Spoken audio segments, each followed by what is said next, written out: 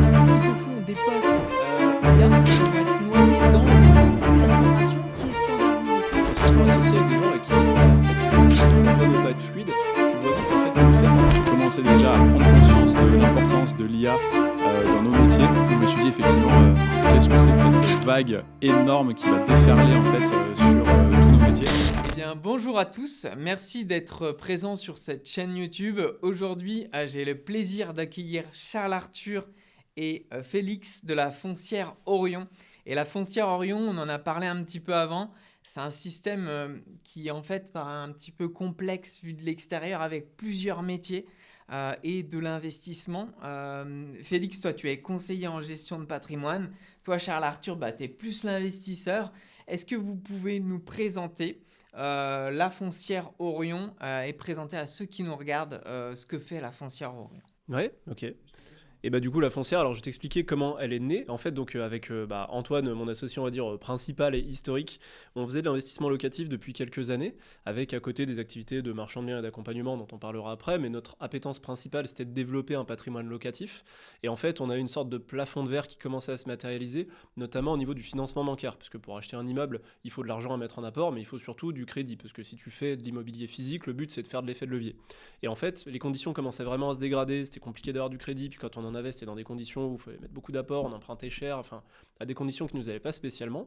Et du coup, Antoine a rencontré Félix, et du coup, avec sa casquette d'investisseur et de conseiller en gestion de patrimoine, qui lui avait bien en tête ce que voulaient ou ne voulaient pas des personnes pour construire un modèle dans lequel finalement le capital viendrait plus uniquement de Antoine et moi et de la force de nos deux bras, enfin nos quatre bras, mais finalement de capital extérieur où des gens apportent du capital mais ne sont pas dans l'opérationnel, et inversement, nous on apporte la totalité de notre temps et de notre investissement intellectuel pour ce modèle. Et du coup on a un peu fait du jus de cerveau et beaucoup brainstormé ensemble sur la création de la foncière, comment designer le modèle. Ça a duré 5 mois pour la créer quand même. Ouais, pour effacer toutes les problématiques qui pouvaient exister dans des solutions équivalentes, on va dire entre guillemets de pierre-papier, où les gens s'exposent à l'immobilier mais sans le détenir en direct, sans aller faire d'emprunt en direct et de choses comme ça. Et du coup, on est plutôt content du résultat, parce que ça va faire bientôt 2 ans qu'on l'a créé. Et bon, pour l'instant, il manque rien nulle part, ça tourne bien, on est un petit peu au-dessus de l'objectif qu'on avait fixé, donc on est très content et surtout, on se régale au quotidien à faire ce qu'on fait. Ok, merci Charles Arthur, c'est très très clair. Moi j'ai une petite question humaine, combien vous êtes au sein de la Foncière? Alors, on est 7 associés fondateurs, Ok. et aujourd'hui, en actionnaire, on doit être 80. 80. Y compris nous, Ok. on est évidemment les premiers actionnaires de notre société, mais au total, avec les actionnaires qui sont rentrés au fil de l'eau, c'est ça, on doit être On est à peu près à 80, ouais. c'est Ouais, ça. 80 avec vous, c'est ça, ok. C'est ça. 80 au total. Et donc ma petite question humaine, pardon, est-ce que à 7, vous arrivez à créer une entente? Alors il y a peut-être des moments de friction, et comment vous gérez ces moments de friction? C'est tout bête, mais derrière le beau tableau, il peut y avoir des petites... Est-ce que vous arrivez à gérer des fois ces petits moments humains qui sont les plus difficiles, je pense, à vivre en fait au quotidien? Alors en fait, pour expliquer un peu comment est-ce qu'on est organisé au sein de la foncière et notamment au sein des associés fondateurs. Donc effectivement, comme l'a dit Charles, il y avait Charles Arthur et Antoine qui étaient déjà associés auparavant, déjà investisseurs, donc ils avaient déjà, on va dire, un bon retour d'expérience sur le fait qu'ils sachent travailler ensemble. Donc on va dire c'est un premier binôme. Il y avait un autre binôme qui était du coup Sébastien et Laurence Martinez, donc qui sont les gérants du cabinet de gestion de patrimoine dans lequel moi j'étais salarié, d'accord ? Et donc moi qui suis, on va dire, un peu entre les deux, qui avait rencontré Antoine, qui était salarié d'un cabinet de gestion de patrimoine. Donc voilà, on a un peu ce triptyque où il y a 2 binômes et moi au centre. Donc c'est comme ça que cette rencontre s'est faite. Et ensuite, il y a Nicole et Philippe qui étaient en fait déjà associés avec Charles Arthur et Antoine sur une structure de marchand de biens. Voilà.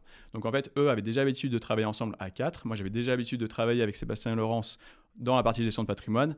Et donc en fait, voilà, il y a une certaine synergie et on va dire une orchestration qui se fait extrêmement bien entre les rôles. Et après, c'est juste de la gestion humaine, hein, comme dans un couple, il faut savoir communiquer. On fait des points hebdo, etc. Nous, avec Charles Arthur et Antoine, on est assez opérationnel, donc effectivement, on est très terrain. La partie, on va dire, distribution du modèle, c'est davantage avec Sébastien et Laurence, avec leur casquette aussi de gestion de patrimoine qui nous permettent du coup de pouvoir collecter les fonds via des levées de fonds et de pouvoir du coup de les investir dans le modèle. Et Philippe et Nicole qui sont plutôt minoritaires dans la structure mais qui sont vraiment là en qualité de conseils parce que ce sont eux qui ont le plus d'expérience dans l'immobilier. Ils ont plus de 25 ans chacun d'expérience en immobilier. Nicole est très axée sur le juridique et l'urbanisme et Philippe a un réseau bancaire extrêmement poussé avec beaucoup d'expérience aussi dans les opérations de marchand de biens. Donc voilà, tout ça fait qu'à 7, on a suffisamment de jus de cerveau et d'intelligence collective pour en fait filtrer les opérations et en fait avoir une pertinence assez poussée justement sur le modèle et faire en sorte que ça marche très très bien, quoi. Mais ouais, sur le côté humain, il n'y a jamais eu de tension importante. Il y a des moments où on n'est pas d'accord, et ça arrive même très souvent, et c'est normal, hein, c'est l'intérêt justement d'être différent, d'avoir différents points de vue sur une situation.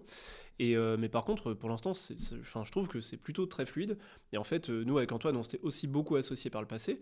Et en fait, on s'est toujours associé avec des gens à qui, en fait, si ça doit ne pas être fluide, tu le vois vite et en fait, tu ne fais pas. Il y a des associations qui ont peut-être commencé à se dire pourquoi pas, puis finalement, on n'a pas fait. Parce qu'on s'est dit tout de suite, il y a un red flag. Enfin, c'est une personne avec qui on n'a pas d'atome crochu. Et il y a aussi le fait qu'en fait, la foncière, c'est un énorme engagement de la part de tous les gens qui sont dedans. Et où du coup, en fait, c'est irréversible. C'est-à-dire que nous, avec Antoine et avec Félix, on se montre beaucoup sur la chaîne, on montre ce qu'on fait. Et du coup, on prend des positions, on explique ce qu'on va acheter, comment on va l'acheter, ainsi de suite. Nos actionnaires nous confient de l'argent, qui sont les clients du cabinet en gestion de patrimoine, qui eux, du coup, disent à leurs clients, vous pouvez investir dans ce modèle, vous pouvez faire confiance à ce modèle, et ça va délivrer des performances, et ainsi de suite. Donc, si il y a cette forme de cliquet, où en fait, de toute façon, il n'y a pas de retour en arrière. Donc, quand bien même il y aurait quelqu'un qui commencerait à avoir plus d'animosité, dans tous les cas, juste sur le plan de ses intérêts économiques, il n'y a pas que ça, humainement, on s'entend tous bien, mais imaginons que ça commence un petit peu à se détériorer, dans tous les cas, en fait, tout le monde a tellement un peu brûlé ses navires que de toute façon, il faut que ça se passe bien, parce qu'on a pris des engagements très forts chacun. Ah, c'est super intéressant. Ouais, vous avez mis beaucoup de temps et en tout cas, vous avez placé beaucoup de valeurs ouais, un engagement total, enfin, ou entre guillemets très fort sur la foncière Orion et tous chacun, ce qui fait qu'aujourd'hui, votre responsabilité, elle est grande et que vous ne pouvez pas flancher, entre guillemets. Et vous avez, je pense, une dette envers les autres et de se dire, je travaille pour le collectif plutôt que perso, quoi. C'est ravaler son ego quand il y a des choses peut-être qui vont pas ou qu'on n'a pas une réponse immédiate et je vois tout à fait, c'est faire preuve de résilience et ouais, c'est génial. Combien de biens vous gérez actuellement au sein de la foncière? Alors aujourd'hui, si on compte ce qu'on a en cours d'acquisition sous compromis, on va être à 101 lots. Donc un lot, c'est soit un appartement, soit un local commercial. On compte pas les stationnements et trucs, voilà. Donc ça, c'est le parc locatif. À côté de ça, on a des opérations de marchand de biens, mais ça, on compte pas trop parce qu'en fait, ça va, ça vient, c'est du stock en fait. Enfin, c'est du stock, c'est pas quelque chose qui est destiné à être gardé, hein, c'est fait pour être vendu le stock. Et donc, on le valorise pas spécialement parce que des fois, tu as 2 lots, parfois, tu en as 12, voilà, ça va, ça vient. D'accord, ouais, génial. On va rentrer un petit peu dans les coulisses. On va bien sûr parler d'intelligence artificielle. Mais avant, j'aimerais vraiment que les gens qui regardent cette vidéo puissent comprendre ce qu'est une foncière. Et donc, on va parler un petit peu de problématiques. Racontez-moi votre, ou plutôt de sujets en lien avec la foncière. Racontez-moi votre dernière grosse acquisition et comment vous l'avez dénichée. Alors du coup, la dernière acquisition, c'est un immeuble qu'on a acheté fin décembre, parce que je pense qu'en janvier, on n'a pas d'acte qui soit passé. On a des ventes qui vont passer, mais on n'a pas d'acquisition. Donc c'est un immeuble de 10 appartements qui est à côté de Chalon-sur-Saône, qui nous a été amené en off, et qui pour le coup est une acquisition assez simple, c'est-à-dire que nous, on médiatise tout ce qu'on fait, les choses qui sont compliquées, les travaux qui se passent parfois pas bien, mais parfois il y a des opérations qui sont super simples. Et en fait, là, c'était juste un immeuble avec 10 appartements, il n'y a pas de locaux commerciaux, donc on aime bien avoir une majorité de résidentiels pour plein de raisons. On trouve que c'est moins risqué, tu as des meilleurs modes de garantie, voilà, et tu as la possibilité de revendre à terme à des gens qui veulent en faire leur résidence principale, ce qui n'est pas le cas pour un local commercial qui sera toujours pricé comme quelque chose de plus ou moins rentable, tu vois, ce sera toujours des investisseurs ou des exploitants, tu n'auras pas le coup de cœur voilà, pour la résidence principale. Donc du coup, il y a 10 appartements. L'intérêt de ce bâtiment, c'est une sorte de... faut imaginer une grange en fait, qui a été découpée en appartements, mais en fait, chacun rentre directement chez lui depuis l'extérieur, donc il n'y a pas de partie commune. Du coup, tu n'as pas de notion d'entretien des parties communes, ni d'électricité des parties communes, ni de choses comme ça. Et en fait, du coup, c'est des T2, T3 et T4, donc il n'y a pas de studio. Nous on n'aime pas trop ces typologies-là, on en a quelques-uns, mais là aussi dans notre test d'investissement, si le but c'est de revendre à des gens qui veulent en faire leur résidence principale, on n'est pas à Lyon, on n'est pas à Paris, les gens n'achètent pas un studio pour faire leur RP, on dit RP résidence principale, ils achètent à partir du T2, T3 et plus grand. Donc c'est ça l'idée, il y a peut-être un potentiel d'optimisation, de créer un petit peu d'espace extérieur pour valoriser les biens, et il y a aussi un potentiel d'équiper le bâtiment en photovoltaïque. Donc de mettre des panneaux solaires sur une face du bâtiment, ça c'est en cours d'étude, et c'est un truc qu'on voit un peu comme la cerise sur le gâteau, c'est-à-dire que les immeubles, on va pas essayer de les rendre rentables au forceps avec ça, mais par contre, si l'immeuble de base est rentable et qu'il s'y prête, parce qu'il y a plein de critères, il faut pas qu'il soit en centre-ville, parce que sinon c'est compliqué avec l'urbanisme, il faut qu'il soit bien orienté, il faut pas que ce soit des trop vieilles tuiles, sinon ça coûte trop cher d'aller mettre du photovoltaïque dessus, donc là en l'occurrence il y a un pan de toiture qui pourrait s'y prêter, et c'est en cours d'étude, et c'est aussi des financements qui sont plus simples à obtenir, avec des taux plus faibles, avec des meilleures conditions, donc ça c'est un potentiel d'optimisation. Et par contre, en termes de gestion, en fait, on a acheté un immeuble de 10 appartements déjà loués. Et quand on est sorti de chez le notaire, on a signé le 23 décembre, je crois, tu fais un prorata où le vendeur te rembourse les loyers qu'il a perçus pour le mois. C'est-à-dire qu'au mois de décembre, lui, il s'est fait payer tout le mois, mais en fait, toi, tu es propriétaire quand même de la fin du mois. Donc, il te rembourse ça. C'est-à-dire que le jour où tu signes chez le notaire, tu encaisses déjà des loyers. À contrario d'un bâtiment qui a rénové où, en fait, tu sors de chez le notaire, tu commences à faire. à faire tes travaux, voilà, c'est ça. Et il faut un peu des deux. Mais en tout cas, ça, c'est le cas d'une acquisition passive, d'une acquisition qui est qualitative, je ne l'ai pas précisé, il y a une isolation par l'extérieur sur le bâtiment, donc tous les DPE ils sont en C ou en D, c'est des super notes, donc voilà, c'est vraiment c'est l'essence de la foncière, c'est ce type de bâtiment qu'on cherche. D'accord, c'est génial. Et Félix, on voit que Charles Arthur, il n'est pas simplement dans le rôle d'aller dénicher des choses, parce que là, il nous parle de photovoltaïque, et je pense que j'ai vu dans ses yeux, j'ai l'impression que tu t'es renseigné à fond sur le sujet, que tu as creusé un petit peu. Est-ce que c'est toi qui as regardé cette partie? Tu sais, tu parlais des tuiles spécifiques que je ne connais pas du tout, et donc tu as été jusqu'à faire la démarche de peut-être te renseigner sur le sujet, ou je me trompe? En fait, on a plusieurs partenaires bancaires et on a un partenaire qui est le Crédit Agricole qui un jour avait organisé un événement, on va dire, entre les différents clients professionnels de l'entité et où du coup il y avait certaines personnes qui étaient là en qualité d'exposants et notamment une société qui propose du photovoltaïque. Et en fait, moi, le photovoltaïque, je l'avais déjà étudié il y a quelques années, mais le problème c'est qu'en fait, on va dire que tout ce qu'il y avait à gagner dessus, c'est un peu le mec qui te le vendait qui le prenait, quoi. Donc tu faisais pas un super investissement. Et donc ils avaient juste des très très bons commerciaux qui essayaient de te closer, mais si t'es un peu regardant dans les chiffres, tu te rendais vite compte que c'était pas très intéressant. Donc ça, on l'avait un peu mis sur le côté, et finalement, le fait que le sujet revienne comme ça, naturellement, on se dit pourquoi pas l'étudier. Comme plein de fois, on ouvre plein de portes en fait sans s'attendre à grand chose, mais on se dit finalement, au pire, j'ai perdu un peu de temps. Au mieux, il y a peut-être un nouveau truc d'optimisation que tu peux mettre sur un immeuble sur 10 qui va faire que tu vas le valoriser, tu vas avoir plus de revenus, ainsi de suite. Et du coup, on a fait cette étude, et en gros, cette boîte, on leur a envoyé le catalogue de tous les biens qu'on a, et ils nous ont dit celui-ci, pas possible en centre-ville, celui-là, le toit il est trop pentu, celui-là il est comme ci, comme ça. C'est très très multifactoriel en fonction de la puissance que tu installes. T'as pas les mêmes tarifs de rachat parce qu'on fait de la réinjection totale, c'est-à-dire que le photovoltaïque qui est produit, l'électricité qui vient des panneaux, c'est pas nos locataires qui l'utilisent. Elle est réinjectée sur le réseau et c'est EDF qui nous la rachète. Parce qu'en fait, ça serait une usine à gaz à gérer de dire, t'imagines à la fin du mois, qui a compté combien d'électricité, puis il y a un départ entre deux, faut refaire les prorata, donc trop compliqué. Et du coup, on s'est dit, on fait l'étude sur tous nos bâtiments, et il y en a un qui était beaucoup plus rentable que les autres, donc on s'est dit, on va faire une première opération sur celui-là, et on va voir comment ça se passe. Le chantier est en cours là, et du coup, si ça se passe bien, on continue de faire des études sur d'autres. Et en fait, le défaut, c'est que tu as une décroissance du tarif de rachat, parce qu'en fait, en France, la production d'électricité, elle est de toute façon soutenue par des moyens qui sont modulables. Le solaire, tu choisis pas quand il produit. Le nucléaire, tu choisis quand il produit. Tu peux le moduler. Et du coup, le pire jour de l'année, tu es obligé de dimensionner de toute façon ton installation énergétique pour s'il n'y a pas de soleil. Pour le plus grand jour, Donc, bien sûr. C'est bien le renouvelable et il en faut, et c'est très bien dans un mix énergétique. Mais à moins d'avoir des térawattheures de batterie, en fait, tu peux pas être autonome avec ça. Donc, du coup, EDF, en fait, ils n'ont pas trop d'intérêt à ce qu'il y ait beaucoup de photovoltaïque. Par le passé, ils incitaient énormément ça. Tu as des gens qui ont des tarifs de rachat de malades qui commencent à s'éteindre, d'ailleurs, parce que c'est 20 ans le tarif de rachat. Et donc, ils décroît de trimestre en trimestre. Donc, il y a un jour où, en fait, les courbes elles vont se croiser et ça sera plus intéressant, je pense. C'est un sujet que je découvre avec toi, Charles Arthur. Exactement, j'ai l'impression qu'on pourrait s'y plonger pendant des heures. Alors, on a parlé d'une belle affaire, de cet immeuble. Maintenant, quel a été le cauchemar que vous avez vécu dans l'acquisition ou peut-être en location? Ça, on peut l'imaginer.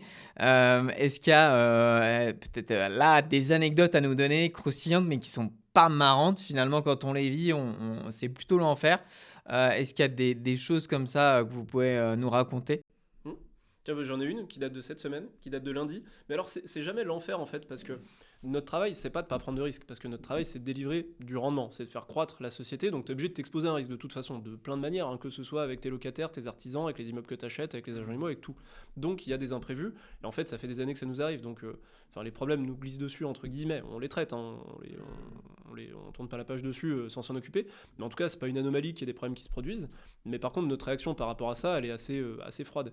Et tu vois, c'est un immeuble que j'avais trouvé au mois d'octobre. On a eu une offre acceptée début novembre sur cet immeuble. D'accord. En fait, une des conditions, c'était que dans les appartements, si tu veux, tous les appartements sont nickel, quali, tout ça, Ouais. sauf un qui est mais ravagé. Vraiment, c'est éclaté. Et c'est le locataire qui l'a rendu comme ça, par son Ouais. utilisation, tu vois, qui vit n'importe comment. Et du coup, nous, par rapport, on veut certes que la foncière elle ait une augmentation de sa valeur, mais pas à tout prix. C'est-à-dire qu'on n'est pas marchand de sommeil. On va pas acheter des trucs où les gens ils vivent dans la misère, que ce soit de leur faute ou pas, peu importe. Mais en tout cas, on veut pas pouvoir à aucun moment être qualifié de marchand de sommeil. Et là, en l'occurrence, ça serait le cas. Donc moi, ma condition, c'était de dire, la personne qui occupe ce logement, il faut qu'elle soit relogée dans un autre logement. Et nous, on achètera ce bâtiment si cet appartement est vide. Et en fait, c'est quelque chose qui peut très bien se faire parce qu'il y a souvent une agence IMO qui fait la transaction, c'est le cas ici, qui ont aussi un côté gestionnaire locatif, donc ils peuvent reloger les gens. Et du coup, à aucun moment on met les gens dehors. En fait, on dit que juste, nous, on ne veut pas acheter cet immeuble avec la personne dedans. Si lui veut pas partir, on n'achète pas l'immeuble. Mais du coup, c'était une des conditions qui était acceptée par tout le monde. C'est sur mon offre, contre-signé, tout ça. On a mis 3 mois à se retrouver pour signer un compromis. Ok ? Et 3 heures avant de signer le compromis, j'apprends qu'en fait, on veut plus mettre de conditions suspensives comme quoi ce logement doit être libéré. La condition suspensive, c'est un truc où, en gros, au moment du compromis, tu peux dicter des conditions qui ne sont pas encore remplies à la date du compromis, mais qui doivent l'être pour que la transaction définitive passe. Et donc, une des conditions suspensives, c'est que le logement soit libéré. Et c'était même dans le projet d'acte qui m'avait été envoyé, enfin, tout le monde était d'accord. Ouais. Sans ça, tu signais pas. Ouais, c'est ça. Et 3 heures avant, on me dit, non, en fait, on met pas la condition. Et puis, en fait, comme au 1er janvier, les DPE, ils sont améliorés, l'un dans l'autre, vous y gagnez. Donc, Ouais. Et voilà, toi, ça fait 3 mois que t'attends et ouais. Et du coup, juste non. Ma réponse est non. On va pas signer de compromis comme ça. Soit on met la condition suspensive, soit on ne signe pas de compromis. Mais moi, je signe pas un compromis sans cette condition suspensive parce que c'est dans notre politique. Et en fait, étant donné qu'on a beaucoup d'affaires en parallèle, on n'a pas d'attache à en faire plus une qu'une autre. Et en fait, si elle doit pas se faire, et tant pis. Et en fait, finalement, c'est le vendeur qui a plutôt perdu parce que, déjà, on dit pas qu'on va pas le faire, on dit juste qu'on signe pas de compromis pour l'instant, que eux doivent faire en sorte que le locataire soit relogé et qu'une fois qu'il sera relogé, on signera peut-être un compromis. Mais on va dire que tu baisses beaucoup la probabilité et tu rallonges les délais. Mais c'est pas grave parce qu'en fait, en parallèle, on a 4 autres. Donc, ça permet de rester, on va dire, solide sur ces critères. Alors que, tu vois, si je regarde dans notre passé, où on était obligé, entre guillemets, d'acheter les immeubles les uns après les autres et pas s'en mettre 4 en même temps, finalement, tu passais de 1 à 0. Donc là, c'était un peu chiant. Donc là, tu avais plus tendance à être un peu moins solide sur tes critères parce que tu regardes, tu te dis, attends, mais si c'est pas celui-là, déjà, ça fait 3 mois qu'on attend de signer un compromis. Si c'est pas celui-là, il faut que je reparte en recherche. Je vais peut-être pas trouver un truc aussi intéressant. Et donc, tu as plus vite fait de faire des concessions. Je vois parfaitement. Ouais, aujourd'hui, vous avez cette puissance de frappe qui fait que ça vous glisse dessus un petit peu et que les opérations qui sont pas OK, 100% OK, vous y allez pas. Ouais, c'est ça. Et puis les gens qui nous tentent le coup de poker comme ça 3 heures avant, parce que c'est complètement volontaire, tu vois. J'ai pas de biais d'engagement où je me dis je devais signer, je vais quand même signer. Non, mais si on signe pas, on signe pas. Ouais, OK. La meilleure affaire, là, depuis que la foncière a été créée, est-ce que toi, Félix, tu as une idée, vraiment le coup de fusil en termes d'immobilier, quel a été et comment vous l'avez flairé? Le coup de fusil, alors, est-ce qu'il y aurait une bonne affaire? Alors, j'ai envie de dire, il y en a une où je trouve que c'est quand même la vitrine de la foncière. C'est en fait tout simplement le premier immeuble qu'on a acheté, qui est situé à Saint-Rémy, donc une commune qui est limitrophe à Chalon-sur-Saône. Et donc effectivement, c'était le tout premier immeuble. C'est un immeuble de 11 lots, 100% d'habitation. Et en fait, c'était un immeuble pour lequel on s'était mis son compromis mi-janvier 2024 et on n'avait même pas encore créé la foncière. Voilà. Et en fait, c'était un immeuble tellement qualitatif qu'on s'est dit c'est absolument celui-ci qu'on veut pour la foncière comme premier bien. Parce qu'en fait, c'est un peu compliqué aussi de commencer une levée de fonds qu'on a commencé au mois de juin 2024 sans même avoir d'immobilier à l'intérieur. Donc ça, c'est tout de suite beaucoup plus compliqué d'aller communiquer sur un modèle en fait, qui est vide, c'est une coquille vide. Et ça, on ne voulait absolument pas. Donc en fait, ce qu'on a fait, c'est qu'on a réussi à sourcer ce bien, je crois que c'était suite à une visite qui avait été faite avec une agence immobilière du secteur qui nous avait apporté ce bien-là. Et effectivement, on avait pu faire une belle négociation. C'était un bien qui était affiché à 1 500 000 euros et on l'a acheté 1 180 000 euros. Voilà. Donc 320 000 euros de négociation sur ce bien-là. Et en fait, on a une qualité de bâti qui est vraiment supérieure à la moyenne. En fait, on a vraiment des planchers béton partout, une isolation par l'extérieur qui a été réalisée. L'immeuble est aux normes PMR. Il y a un ascenseur dans les parties communes, ce qui est assez rare en fait. Et en fait, il y en avait eu pour 530 000 euros de travaux en 2018. Réalisé par l'ancien propriétaire. Donc en fait, on est vraiment sur une qualité et des prestations avec de très belles superficies, avec de très belles terrasses, etc. Donc ça, c'est un bien extrêmement qualitatif qu'on voulait absolument closer avant même de créer la foncière. Donc en fait, on s'était mis sous compromis. Si on ne réitérait pas, on avait une clause pénale de 120 000 euros, donc il fallait pas trop rigoler là-dessus. Et effectivement, pendant ce temps-là, on a créé le véhicule, on a travaillé avec les avocats pour monter la foncière. Et avec un alignement, on va dire, de bonnes actions, on a réussi du coup à réitérer cet immeuble-là avec 3 autres, donc lorsque la foncière a été officiellement créée. Génial, génial. Donc on voit quand même que ça a été vite, enfin vous n'avez pas perdu trop de temps avec la foncière. Alors, un bien qui vous a fait de l'œil, mais que vous avez laissé passer, c'est peut-être celui-ci. Mais est-ce que tu as d'autres choses des déceptions peut-être aussi, hein, de se dire, là, ça s'est joué à pas grand-chose et en fait, des fois, des regrets? ça a pu arriver, pas forcément des regrets, parce qu'en fait, tu as toujours une part d'incertitude, mais tu vois, je pense à un bâtiment qu'on avait visité, c'était avant la création de la foncière, pour le traiter en marchand, en fait, si tu veux, c'était un immeuble de rapport qui avait commencé à être rénové, mais ça s'était arrêté genre depuis 10 ans, tu vois. Donc du coup, l'immeuble qui est pas mis hors gel, c'est-à-dire que l'hiver, sa température descend, donc tes canalisations d'adduction d'eau qui sont pleines d'eau peuvent geler, et du coup, ça les détruit, donc il faut les refaire. Et puis va trouver un électricien et un plombier qui reprennent une moitié de trucs, on sait pas fait comment, parce qu'en plus les entreprises, il y en a un qui était parti à la retraite, l'autre qui avait fait faillite, donc c'était compliqué de valoriser les travaux qui avaient été faits, et c'était même pire que s'il y avait rien eu de fait, parce qu'en fait, nous, dans notre prisme de lecture, en fait, fallait enlever ce qui avait été fait, donc tu payes la dépose. C'est pire que d'acheter un plateau, tu payes la dépose, et après tu repars de zéro. Et du coup, nous, on n'avait pas fait cette opération, et donc on connaît le marchand qui a fait l'opération, il a fait une super belle opération, et il l'a acheté et revendu en l'état. Nous, on considérait que c'était un peu lourd de responsabilité, parce que quand tu es marchand de biens, tu agis en qualité de professionnel, souvent vis-à-vis d'un particulier. Lui, en l'occurrence, il a vendu à un autre pro, donc il n'a pas cette problématique-là. Mais en tout cas, c'est une affaire qu'on n'a pas fait, si on l'avait fait de la même manière que lui, on aurait gagné de l'argent. Mais du coup, c'est assez dépendant du prisme de lecture de chacun. Et ce qui est marrant, c'est que ce même marchand a visité le bâtiment dans lequel on est, qui est dans nos... Donc là, c'est nos bureaux, hein, le studio, il est dans nos bureaux, et nos bureaux, c'est dans un immeuble où il y a 9 appartements et 2 locaux commerciaux. Et du coup, il avait visité cet immeuble, et lui avait dit non, je vois pas la découpe, je le sens pas, ça tombe pas sous le sens. Et finalement, nous on l'a fait, il est venu ici. C'est une belle revanche. Elle est belle celle-ci. Ouais, mais après c'est une position, tu vois. Non, mais c'est chacun ses critères. En fait, il y a de la place pour tout le monde. Hein. Moi, j'ai pas de problème avec les concurrents qu'on a. Et au contraire, c'est très bien. En fait, ça veut dire qu'il y a un marché, ça veut dire qu'il y a du dynamisme. Et donc ça, c'est un exemple de quelque chose où nous, en fait, je sais même plus si on a fait une offre parce qu'on a dû donner un ordre d'idée, mais en fait, le problème, c'est que quand tu divises le prix par 2 d'un truc qui est déjà intéressant en off, ça le fait pas trop. Et du coup, c'est quelqu'un d'autre qui l'a acheté, il a fait une très belle opération et tant mieux pour lui. Ouais, génial. Cet état d'esprit, Charles Arthur. On entre dans les galères un petit peu du quotidien. Si je vous dis gestion locative, quelles émotions vous traversent? Alors moi personnellement, à titre perso, effectivement, donc je suis aussi investisseur immobilier. Typiquement, la gestion locative, moi je la délègue à ma conjointe. Ça, c'est quelque chose que je ne supporte pas. Les appels de locataires le dimanche, etc. Effectivement, c'est un peu, on va dire, mon pain point. C'est quelque chose qui est assez pénible, que j'aime pas spécialement faire. Par contre, la mise en place, la recherche du bien, le suivi du chantier, etc. et toute la partie administrative, comptabilité, structuration sociétaire, etc. Ça, c'est quelque chose qui me botte beaucoup plus. Donc voilà, je suis plus sur la mise en place du projet et ensuite, effectivement, quand il est mis en place, la gestion locative, effectivement, moi, plus je l'écarte de moi, mieux c'est. C'est très marrant. On a l'impression que Félix, de ce que je vois, mais peut-être que je peux me tromper, c'est que ce côté humain, et c'est pour moi ce qui est le plus dur dans une entreprise, en fait, toi, tu l'aimes un petit peu moins, où tu vas être vraiment très fort. On parlera d'intelligence artificielle, où tu as mis en place des process. Et c'est vrai que j'ai l'impression que plus tu es autonome et moins... alors pas d'humain forcément parce que il y a une équipe, on parle de 7 personnes, etc.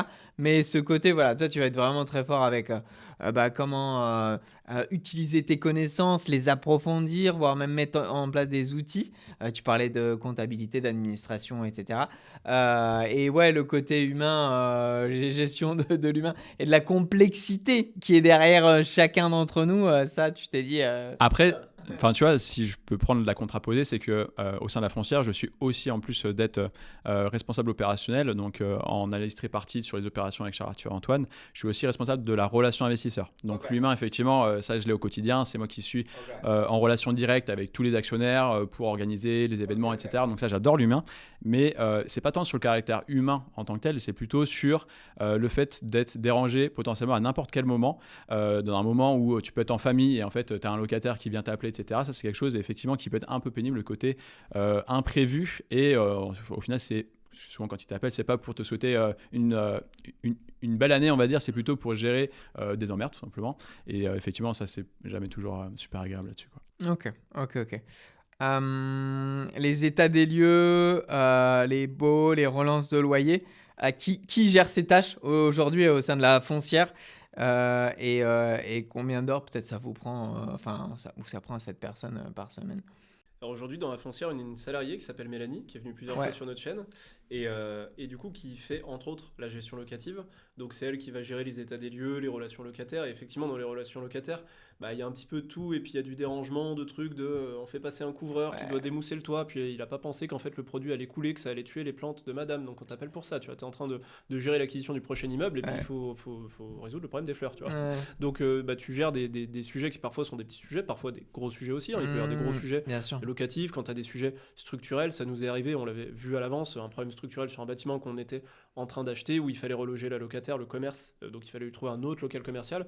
Donc tu vois, tu as vraiment comment on dit Une échelle une énorme. échelle Ouais, ouais, ouais. entre le Ouais. problème vraiment c'est on s'en fout quoi, c'est Ouais, les tout à fleurs fait. c'est pas notre problème, et puis le côté le plancher faut le refaire, et ça Ouais. c'est un vrai problème, et ça enfin la locataire elle-même n'était pas au courant, et limite même au début elle voulait pas que ce soit refait alors que c'est sa vie qui est en jeu, tu vois. Hmm. Voilà les échelles de problèmes. Ouais. Et du coup, donc Mélanie, elle fait cette gestion locative. La gestion administrative, il peut nous arriver de la déléguer à des agences pour un côté contrepartie, où du coup, bah, les agences qui font de la gestion locative font généralement aussi de la transaction. Et du coup, comme on se veut un acteur récurrent auprès de ces autres acteurs, hein, de agences immobilières, et ben on aime bien leur déléguer la gestion administrative, parce que de toute façon, ça serait du temps. C'est-à-dire Ouais. que oui, on paye la gestion administrative, mais en fait, si on l'internalisait, bah, ça prendrait du temps à Mélanie, il faudrait peut-être créer un autre poste. Donc de toute façon, c'est une dépense pour une dépense. Mais cette dépense-là t'amène peut-être un côté contrepartie. Donc, du coup, on a différents modes de gestion. Pour l'instant, c'est assez hybride. Ok. Et elle sera mieux placée que moi pour t'en parler, mais c'est assez saisonnier. Le temps que ça peut lui prendre. Il y a des jours où, voilà, à la rentrée scolaire ou un petit peu avant, ça peut lui prendre quasiment la totalité de son temps. Ouais. Et parfois, dans des semaines où elle est beaucoup plus dans le côté recherche de nouveaux immeubles, Ok. gestion de travaux, de choses comme ça. Ok. Est-ce que tu sais si elle utilisait l'intelligence artificielle? Non, tu l'as peut-être jamais posé la question. Non, alors on utilise un outil qui s'appelle Calimo. C'est un outil qui Ok. a été développé par un ancien commissaire de justice, un ancien huissier de justice qui est Ok. aussi investisseur, et qui du coup a créé un SaaS en fait, hein, pour faire la gestion locative de manière assez automatisée, où Ok. tu lui mets tous tes documents, tu uploads, tu peux faire des baux, ça envoie les quittances en Ok. automatique, les choses Ok, comme ok. ça. Donc je sais pas si à l'intérieur de cet outil il y a Ouais. de l'IA. Après, bah, elle sera mieux placée que Ouais, moi si, pour t'en parler. souvent derrière, voilà, enfin, il y en a. Ce que je pense que justement, c'est pas clairement indiqué, mais derrière, il y a des algorithmes ou en tout cas du machine learning qui permet de. Ouais, ok, génial. Mais pardon, je t'ai coupé, Charles Arthur, tu avais fini sur l'aspect Mélanie, le temps passé. Ouais, et- bah comme je te dis, ouais, c'est assez variable. Et par contre, comme le disait Félix, tu ne maîtrises pas. C'est pas genre je vais me mettre à faire ma gestion locative. Ouais. C'est non, là je suis dérangé, ça me tombe dessus, faut le faire quoi. Hmm. Alors pas forcément dans la seconde, on n'est pas non plus à la dispo des gens comme ça en claquant des doigts. Bien sûr. Mais ça reste des choses où il faut quand même toujours les gérer. Il Ouais. faut pas faire l'autruche, parce que de toute façon, le problème Ah. va finir par revenir et généralement s'amplifier. Donc il faut le traiter. Ouais. Ok. Est-ce que une fois, au sein de la foncière, ou plutôt à titre personnel, est-ce que vous avez déjà eu envie de tout péter, si je peux être un peu vulgaire, de tout envoyer balader sur des charges administratives contraignantes? Donc là, on parle, super, vous avez peut-être quelqu'un qui vous aide, Mélanie, mais peut-être sur vos parcours respectifs. Félix, avant, tu étais aussi salarié, tu t'en as parlé. Là, tu as aussi un cabinet de gestion de patrimoine. Est-ce qu'il y a des moments, voilà, on a aussi des chefs d'entreprise qui regardent cette chaîne. Est-ce qu'il existe ces moments où des fois on a envie de tout balader, et quelles seraient des fois les raisons, les choses, je pense administrativement, hein, souvent la charge administrative est lourde. Il y a peut-être d'autres cas que vous voyez lourds. Ouais, bah tu vois, là, au moment du tournage, on en parlait dans la voiture avec Charles Arthur. Là, on est au mois de janvier 2026. Qui dit mois de janvier dit clôture des bilans comptables. Donc, si tu as plusieurs sociétés, tout de suite derrière, tu dois faire tout ce qui est rapprochement bancaire, upload des différents fichiers, des justificatifs, des factures, etc. Donc, ça peut être assez chronophage. Donc là, moi, à titre perso, j'en ai 3 qu'il faut du coup boucler, aller en deadline pour mars-avril. Donc ça, c'est des temps en plus assez longs. Il faut quand même se plonger dedans. Tu peux pas faire ça trop à la volée pendant 10 minutes, même si idéalement, il faudrait gérer ce genre de tâches sur le long cours. Moi, c'est ce que je fais, mais malgré ça, il y a quand même pas mal d'éléments comptables qu'il faut revérifier, etc., pour que le bilan il soit fait.